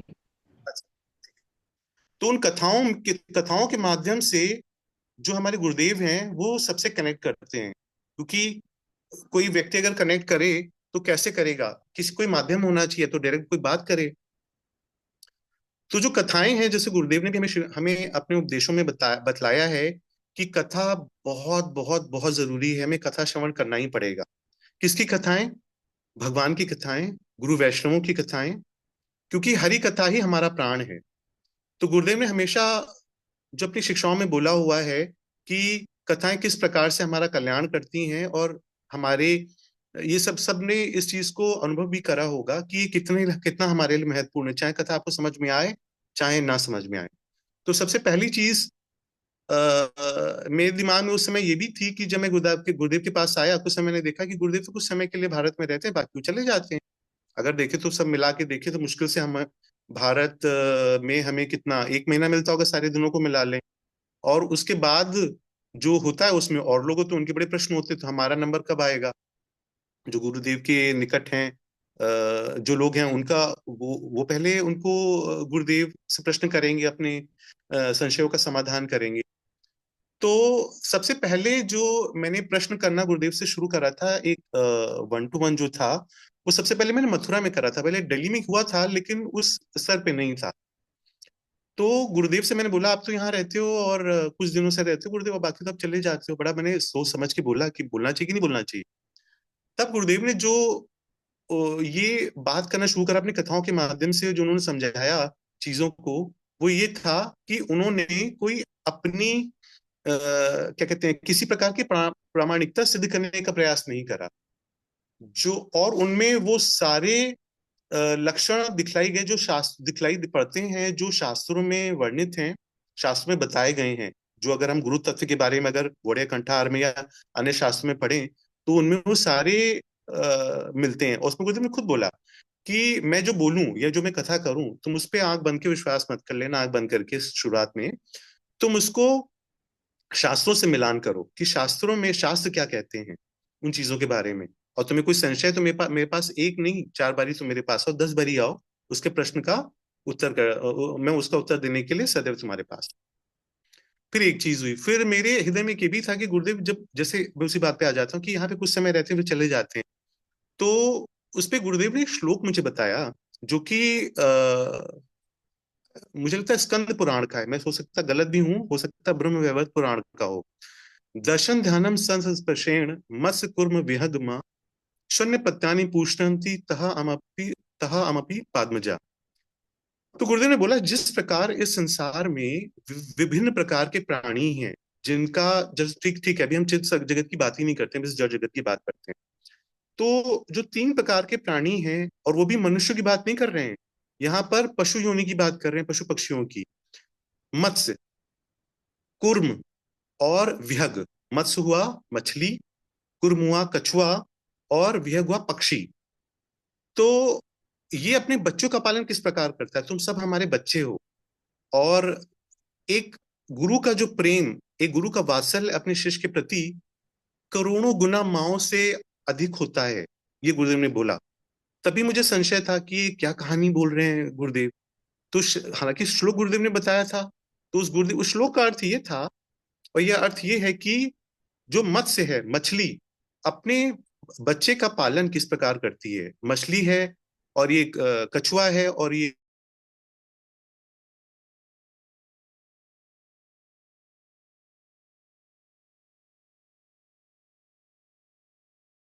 तो इस प्रकार वो अपने बच्चों का पालन करता है, उसका रक्षण भी करता है। पालन में रक्षण ऑटोमेटिकली आ जाता है।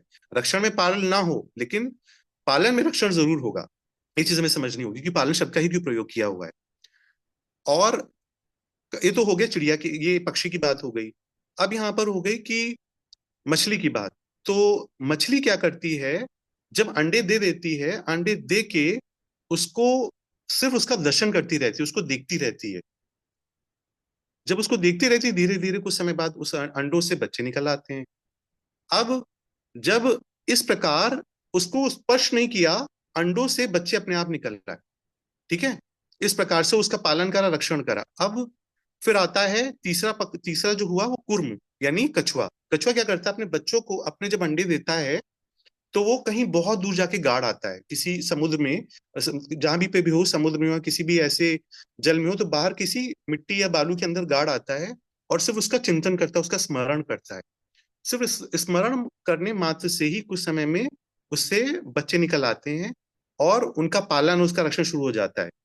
तो गुरुदेव ने बोला कि अब अगर कछुआ इतनी दूर रह के अपने बच्चों का पालन कर सकता है, तो अगर तुम मुझे मनुष्य खाली मानो तो क्या मैं अपने बच्चों का पालन इस प्रकार नहीं कर सकता?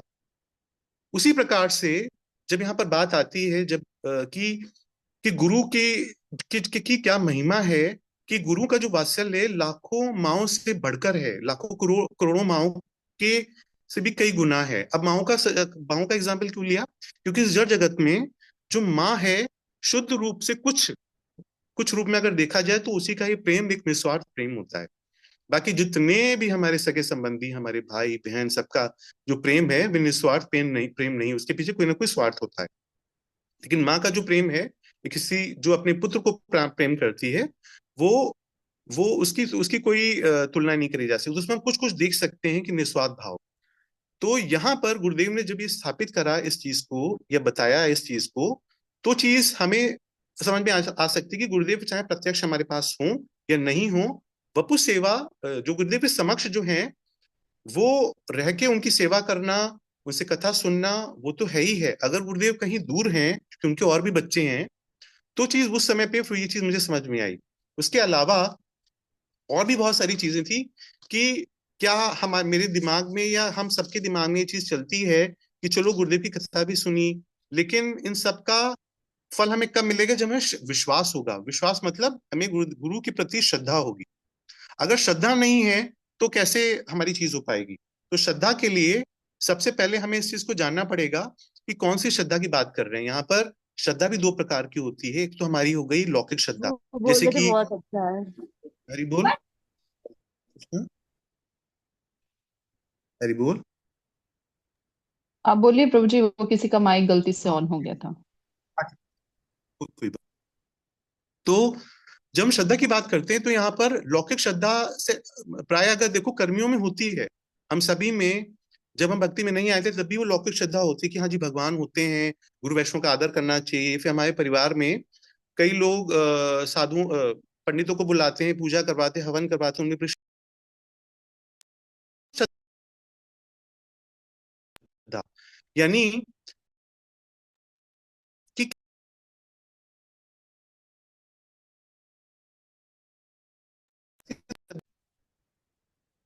प्रभु जी, आपका माइक बार बार ऑफ हो रहा है। मेरे फोन की प्रॉब्लम है। अब आ रही है? हरि बोल। आ रही है प्रभु जी, अब आ रही है, आवाज आ रही है। अच्छा तो जी। यहाँ पे जब श्रद्धा की बात करते हैं तो एक बहुत ही सिंपल डेफिनेशन वो ये है कि संशय नाश और दृढ़ विश्वास, अगर ये हमारी है गुरु में, वैष्णव में, भगवान में, तो हम बोलेंगे कि भाई श्रद्धा, वरना श्रद्धा फिर नहीं बोलेंगे। तो फिर हम नहीं बोल सकते कि श्रद्धा है हमारी।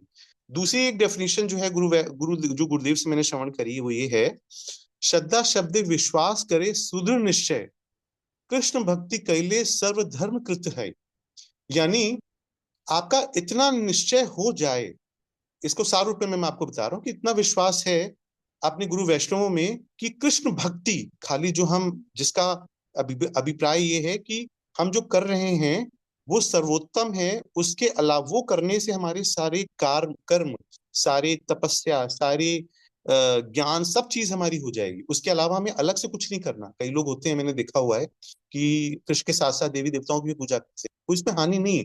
लेकिन देवी देवताओं को की पूजा करने में अगर देखो तो कि आपको एकांतिक श्रद्धा की, जब हम एकांतिक निष्ठा की अगर बात करो तो वहां पर उनको थोड़ा सा वो रहता है डर, कहीं हम अगर खाली कृष्ण की भक्ति कर रहे हैं तो ऐसा ना हो कि हमसे ये देवी रुष्ट हो जाए या कोई अन्य देवता रुष्ट हो जाए।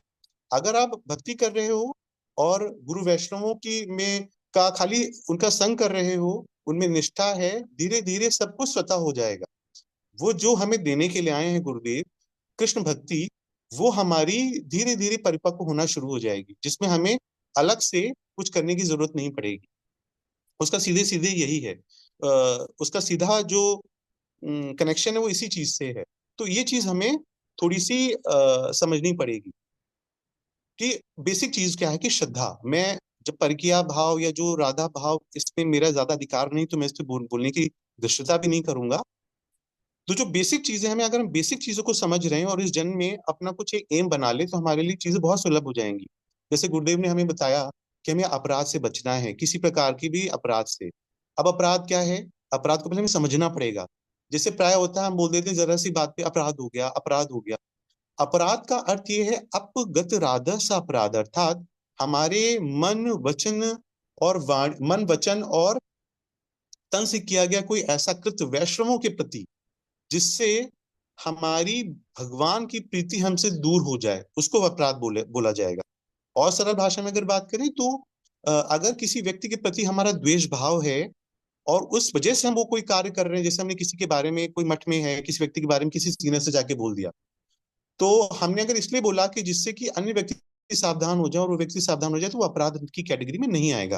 ये हमें समझना पड़ेगा। तो चर्चा जो है इस दो प्रकार की होती है, एक तो द्वेषपूर्ण और एक होती है हमारी कि हम कि मतलब हम किसी भले के लिए कर रहे हैं। हालांकि बद्धजीव, हमारे जैसा बद्धजीव जो है, मैं अपनी बात कर रहा हूँ और किसी की नहीं कर रहा, तो मेरे जैसा बद्धजीव तो अभी ऐसे ही करेगा कि किसी की शिकायत कर देगा जाके ऊपर, कि सीनियर से शिकायत कर दी और उस ये कर रहा है, वो ये गलत काम कर रहा है, वो गलत काम कर रहा है।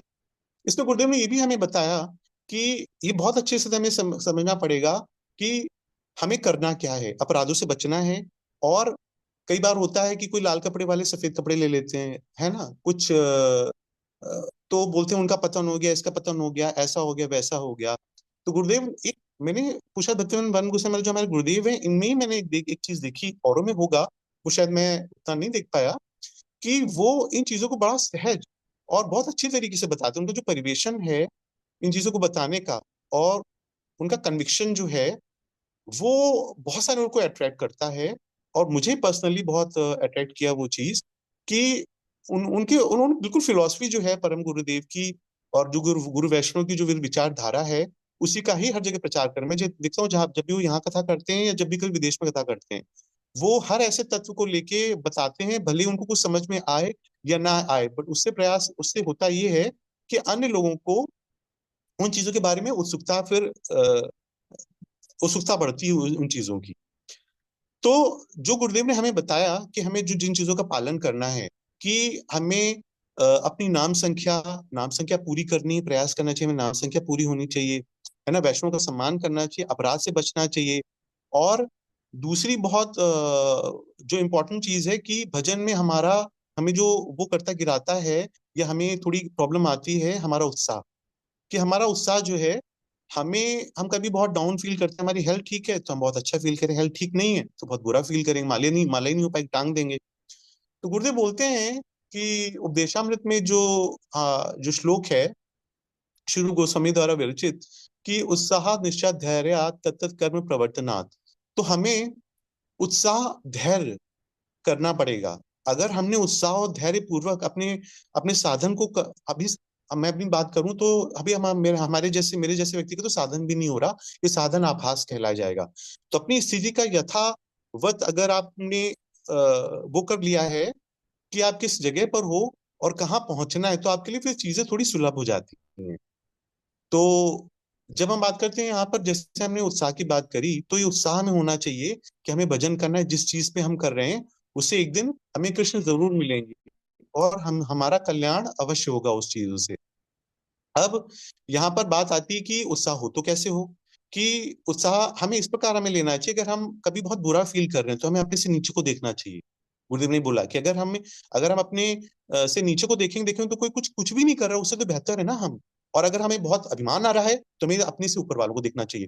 तो इन चीजों को अगर हम आत्मसात करेंगे, समझेंगे, तो फिर हम अपना भजन सही से कर पाएंगे। और हमें कुछ नहीं देखना इधर उधर कि कौन क्या कर रहा है, कौन क्या नहीं कर रहा है। हम कोई किसी के गुरु नहीं है, हमारी किसी में अगर श्रद्धा नहीं है तो हमें एक इंगित रूप से बता सकते हैं किसी को, लेकिन हमारा फोकस हमारे ऊपर होना चाहिए। जैसे गुरुदेव को मैंने देखा कि प्राय वो अपना 2 ढाई 3 बजे उठ जाते हैं, कहीं पे भी हो, किससे भी थके हुए हो, पूरे विश्व में भ्रमण करते हैं, पूरे विश्व में वो गौरवाणी का प्रचार करते हैं। बट उनका मेरे पास दीदी सिर्फ एक ही मिनट है ना, हरे कृष्णा। हाँ जी प्रभु जी। हाँ, तो सर्वत्र वो प्रचार करते हैं, परंतु उनका जो नियम, उनकी जो हरिनाम का जो वो है, वो अपना समय निकाल लेते हैं और वो अपना नियम को पूरा प्रॉपर फॉलो करते हैं और तत्व को उसी तरीके से बताते हैं जिस प्रकार से वो है, जितनी सरल भाषा में, और किसी प्रकार का कोई सम्मिश्रण नहीं उसमें।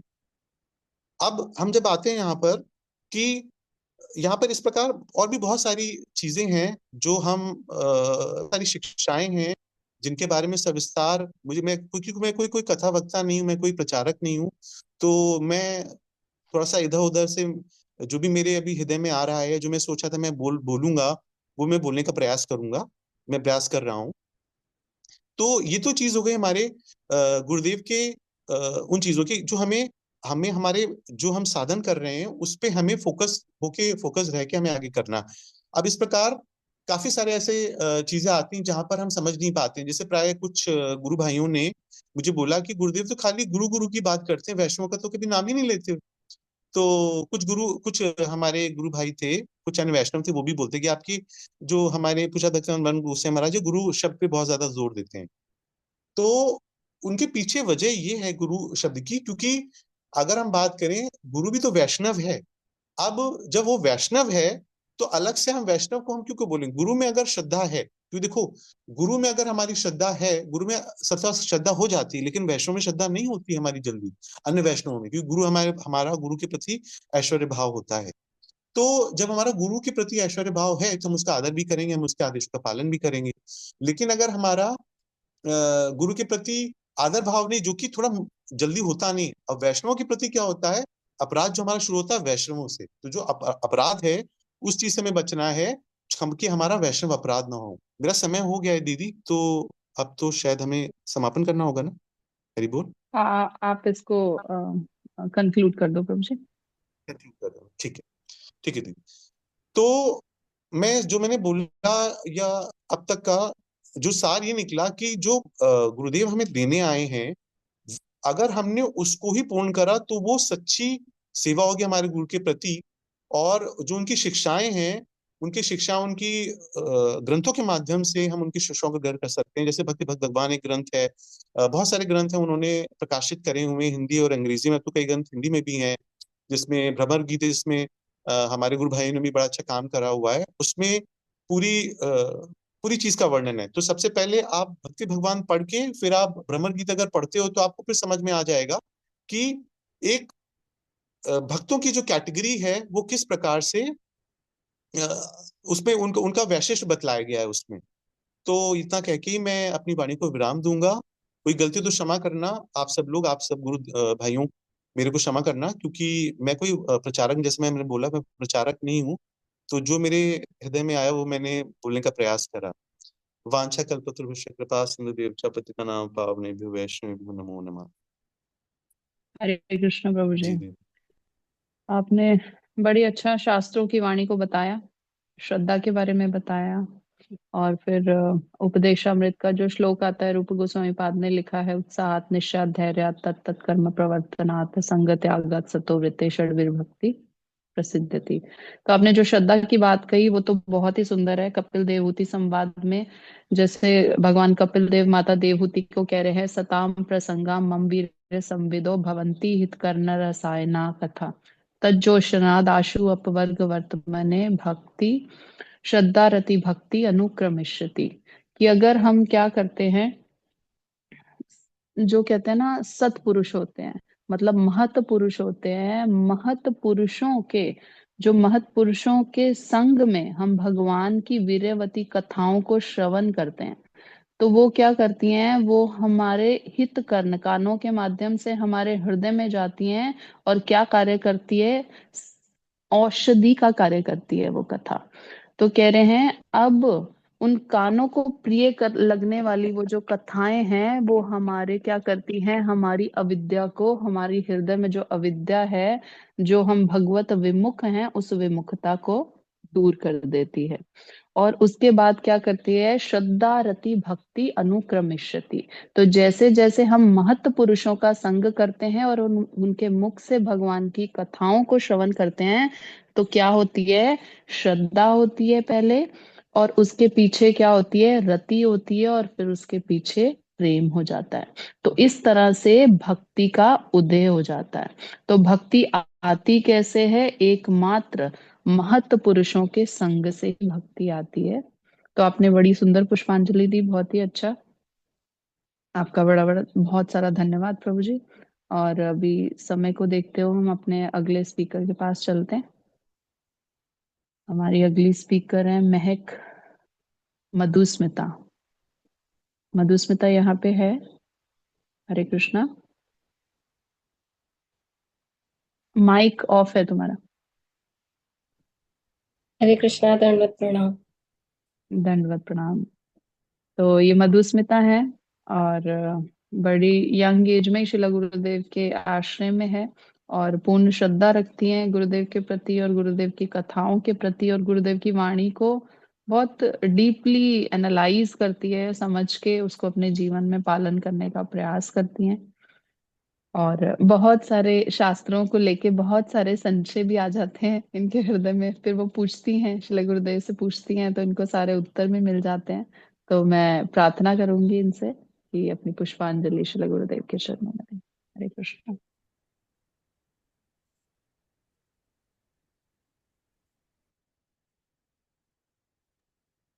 स्टार्ट करो। हम्म।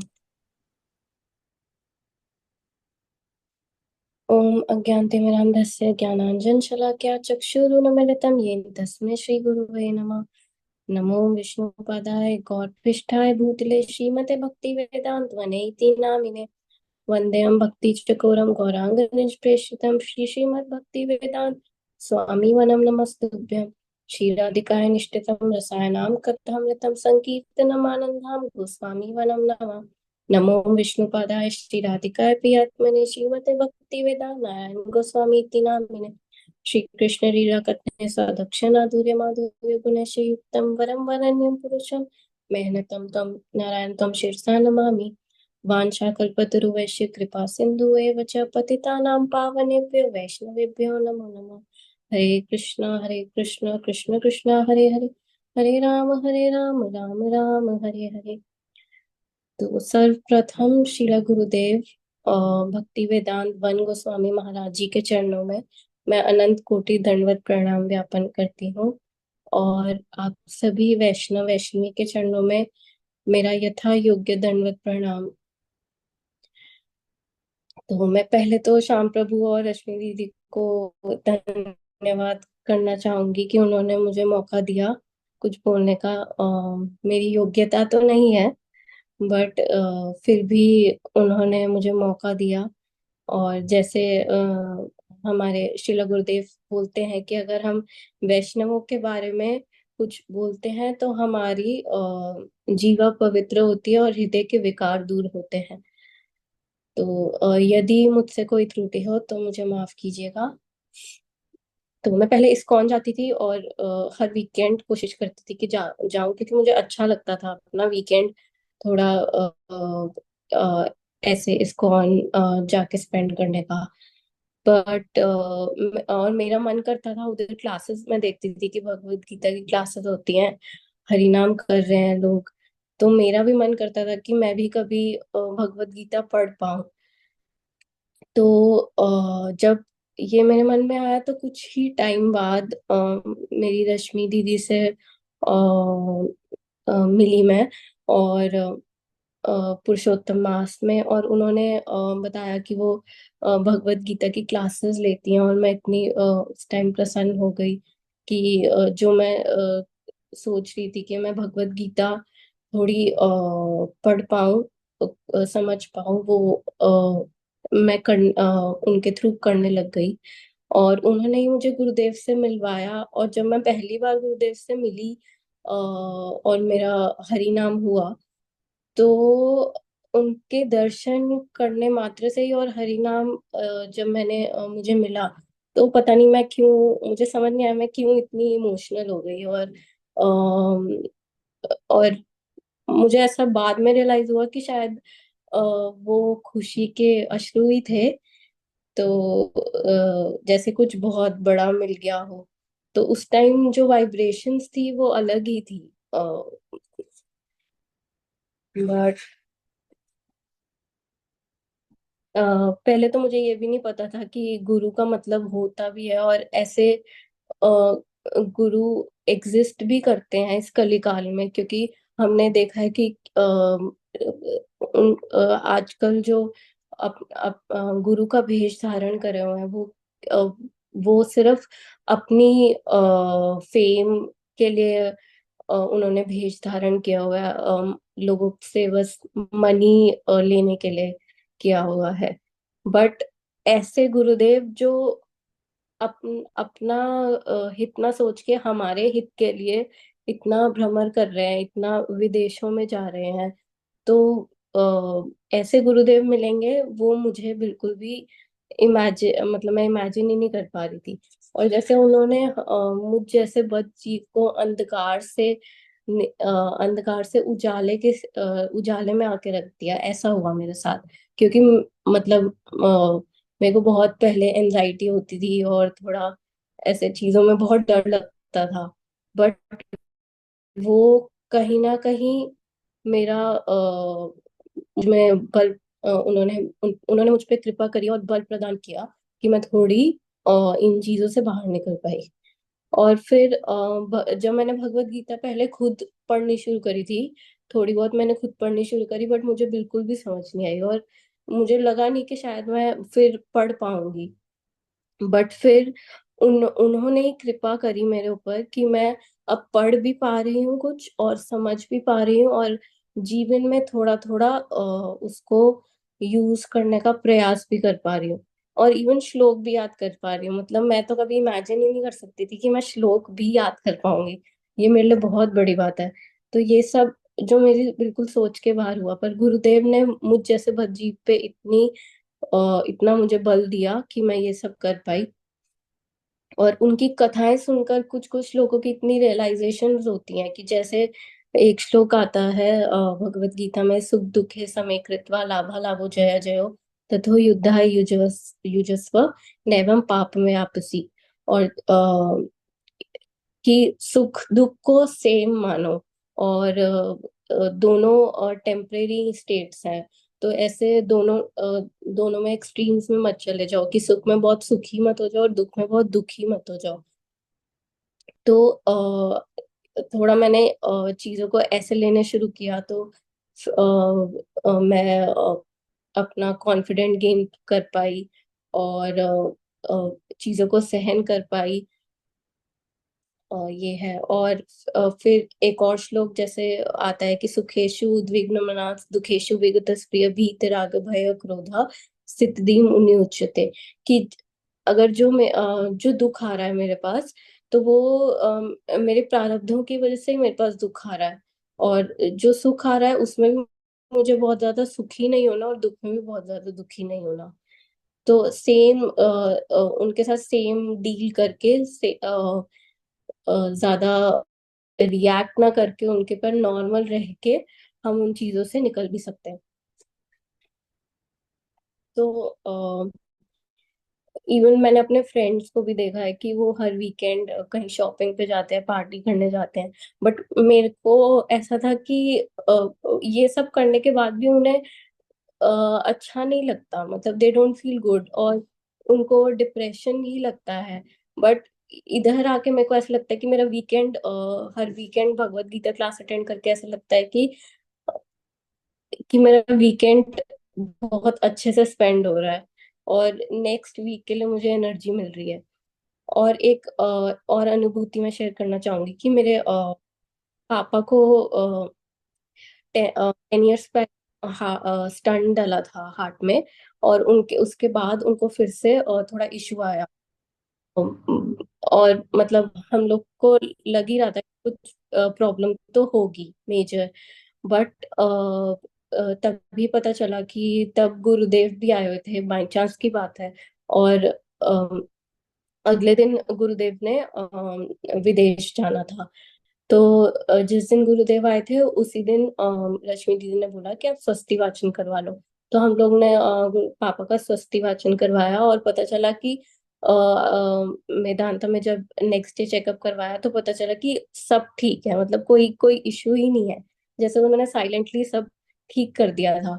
तो मतलब ये बहुत कृपा हुई गुरुदेव की हमारे ऊपर।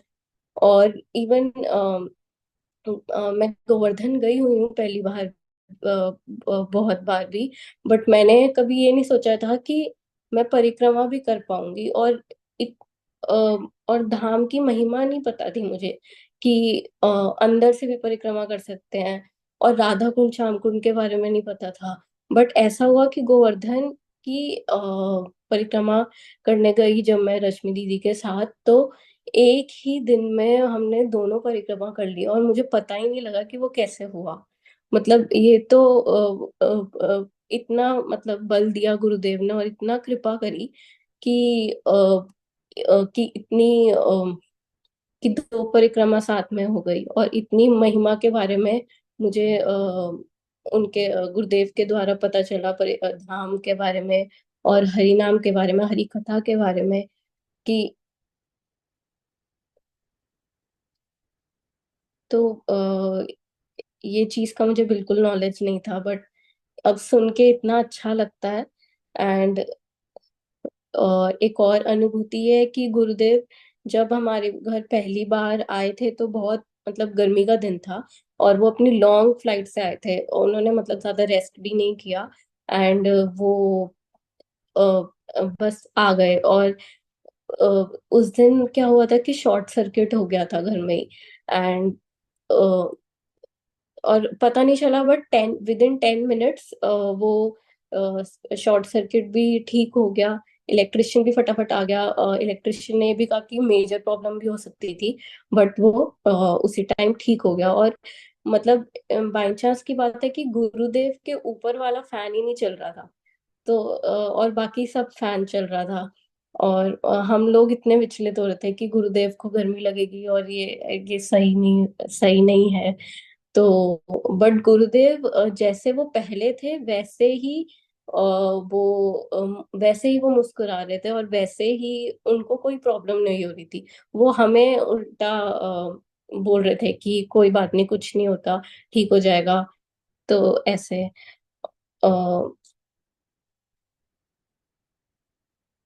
तो बस ये मुझे लगता है गुरु कृपा ही है कि उनके आने से हमारे घर में, और मेरी मम्मा, मैं, पापा और मेरी दीदी, हम सब लोग जो हैं माला कर पा रहे हैं, और हरि कथा सुन पा रहे हैं, और इतना वो हमें बल दे के गए और प्रॉब्लम्स को सहन करने का अ, एक बल प्रदान करके गए, और एक माइंडसेट दे दिया उन्होंने कथाओं के द्वारा कि कैसे हमें प्रॉब्लम्स को देखना चाहिए।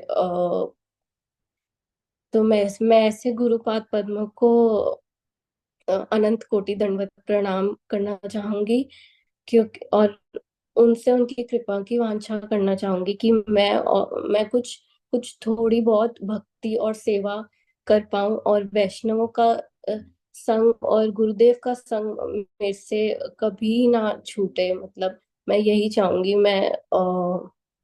और आप लोग भी मुझ पे कृपा करिएगा कि मैं सही रूप से भक्ति कर पाऊं, सही रूप से सेवा कर पाऊं। बस। हरे कृष्णा, दंडवत प्रणाम सभी को। हरे कृष्णा। बहुत अच्छा बोला, अपनी अनुभूतियां बताई।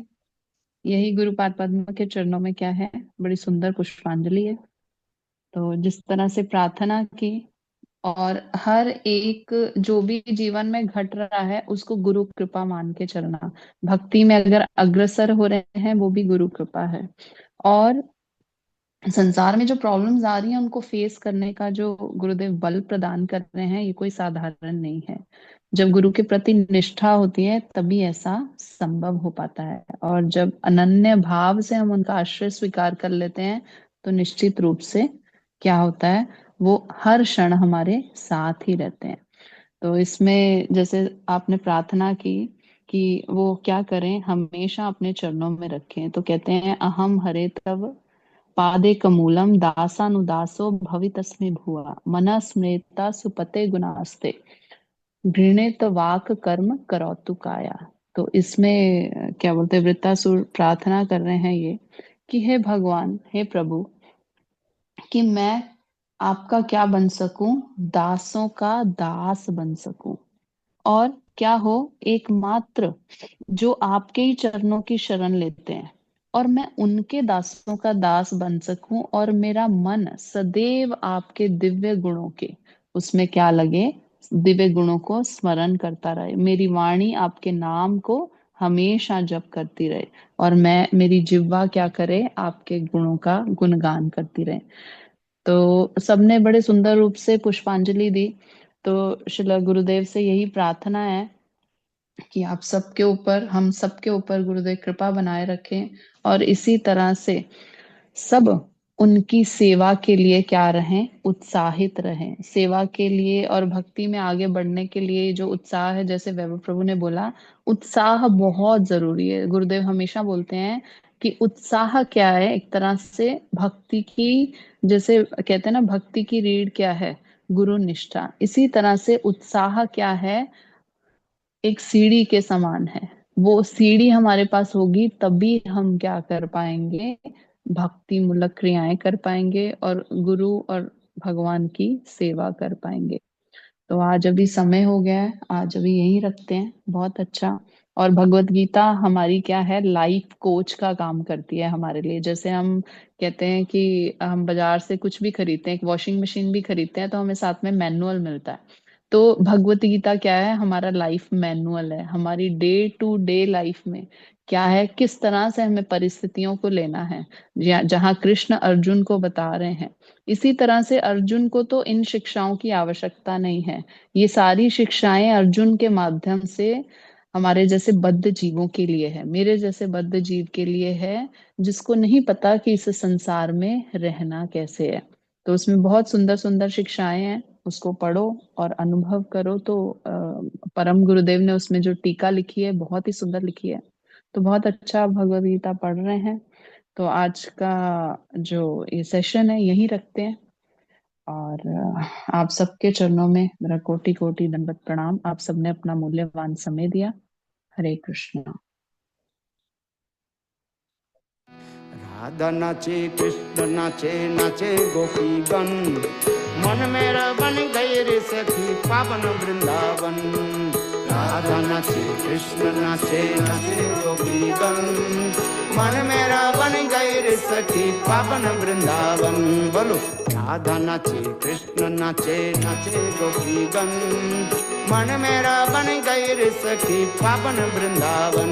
बोलो राधा नाचे कृष्ण नाचे, नाचे गोपीगण, मन मेरा बन गए रे सखी पावन वृंदावन। ललिता नाचे विशाखा नाचे, नाचे सखी गण, ललिता नाचे विशाखा नाचे, नाचे सखी गण, मन मेरा बन गए रे सखी पावन वृंदावन। मन मेरा बन गए रे सखी पावन वृंदावन। राधा नाचे कृष्ण नाचे, नाचे गोपीगण, मन मेरा बन गए रे सखी पावन वृंदावन। राधा नाचे कृष्ण नाचे, नाचे गोपीगण, मन मेरा बन गए रे सखी पावन वृंदावन। बोलो गंगा नाचे जमुना नाचे, नाचे नदी गान, गंगा नाचे जमुना नाचे, नाचे नदी गान, मन मेरा बन गए रे सखी पावन वृंदावन। मन मेरा बन गए रे सखी पावन वृंदावन। राधा नाचे कृष्ण नाचे, नाचे गोपीगण, मन मेरा बन गए रे सखी पावन वृंदावन। राधा नाचे कृष्ण नाचे, नाचे गोपीगण, मन मेरा बन गए रे सखी पावन वृंदावन। सुख नाचे सारी नाचे, नाचे पक्षी गान, सुख नाचे सारी नाचे, नाचे पक्षी गान, मन मेरा बन गए रे सखी पावन वृंदावन। मन मेरा बन गए रे सखी पावन वृंदावन। बोलो राधा नाचे कृष्ण नाचे, नाचे गोपीगण, मन मेरा बन गए रे सखी पावन वृंदावन। मन मेरा बन गए रे सखी पावन वृंदावन। पावन तेरी नम्र सखी पावन वृंदावन, पावन तेरी नम्र सखी पावन वृंदावन। मन मेरा बन गए रे सखी पावन वृंदावन। मन मेरा बन गए रे सखी पावन वृंदावन। राधा नाचे कृष्ण नाचे, नाचे गोपीगण, मन मेरा बन गए रे सखी पावन वृंदावन। बोलो राधा नाचे कृष्ण नाचे, नाचे गोपीगण, मन मेरा बन गए रे सखी पावन वृंदावन।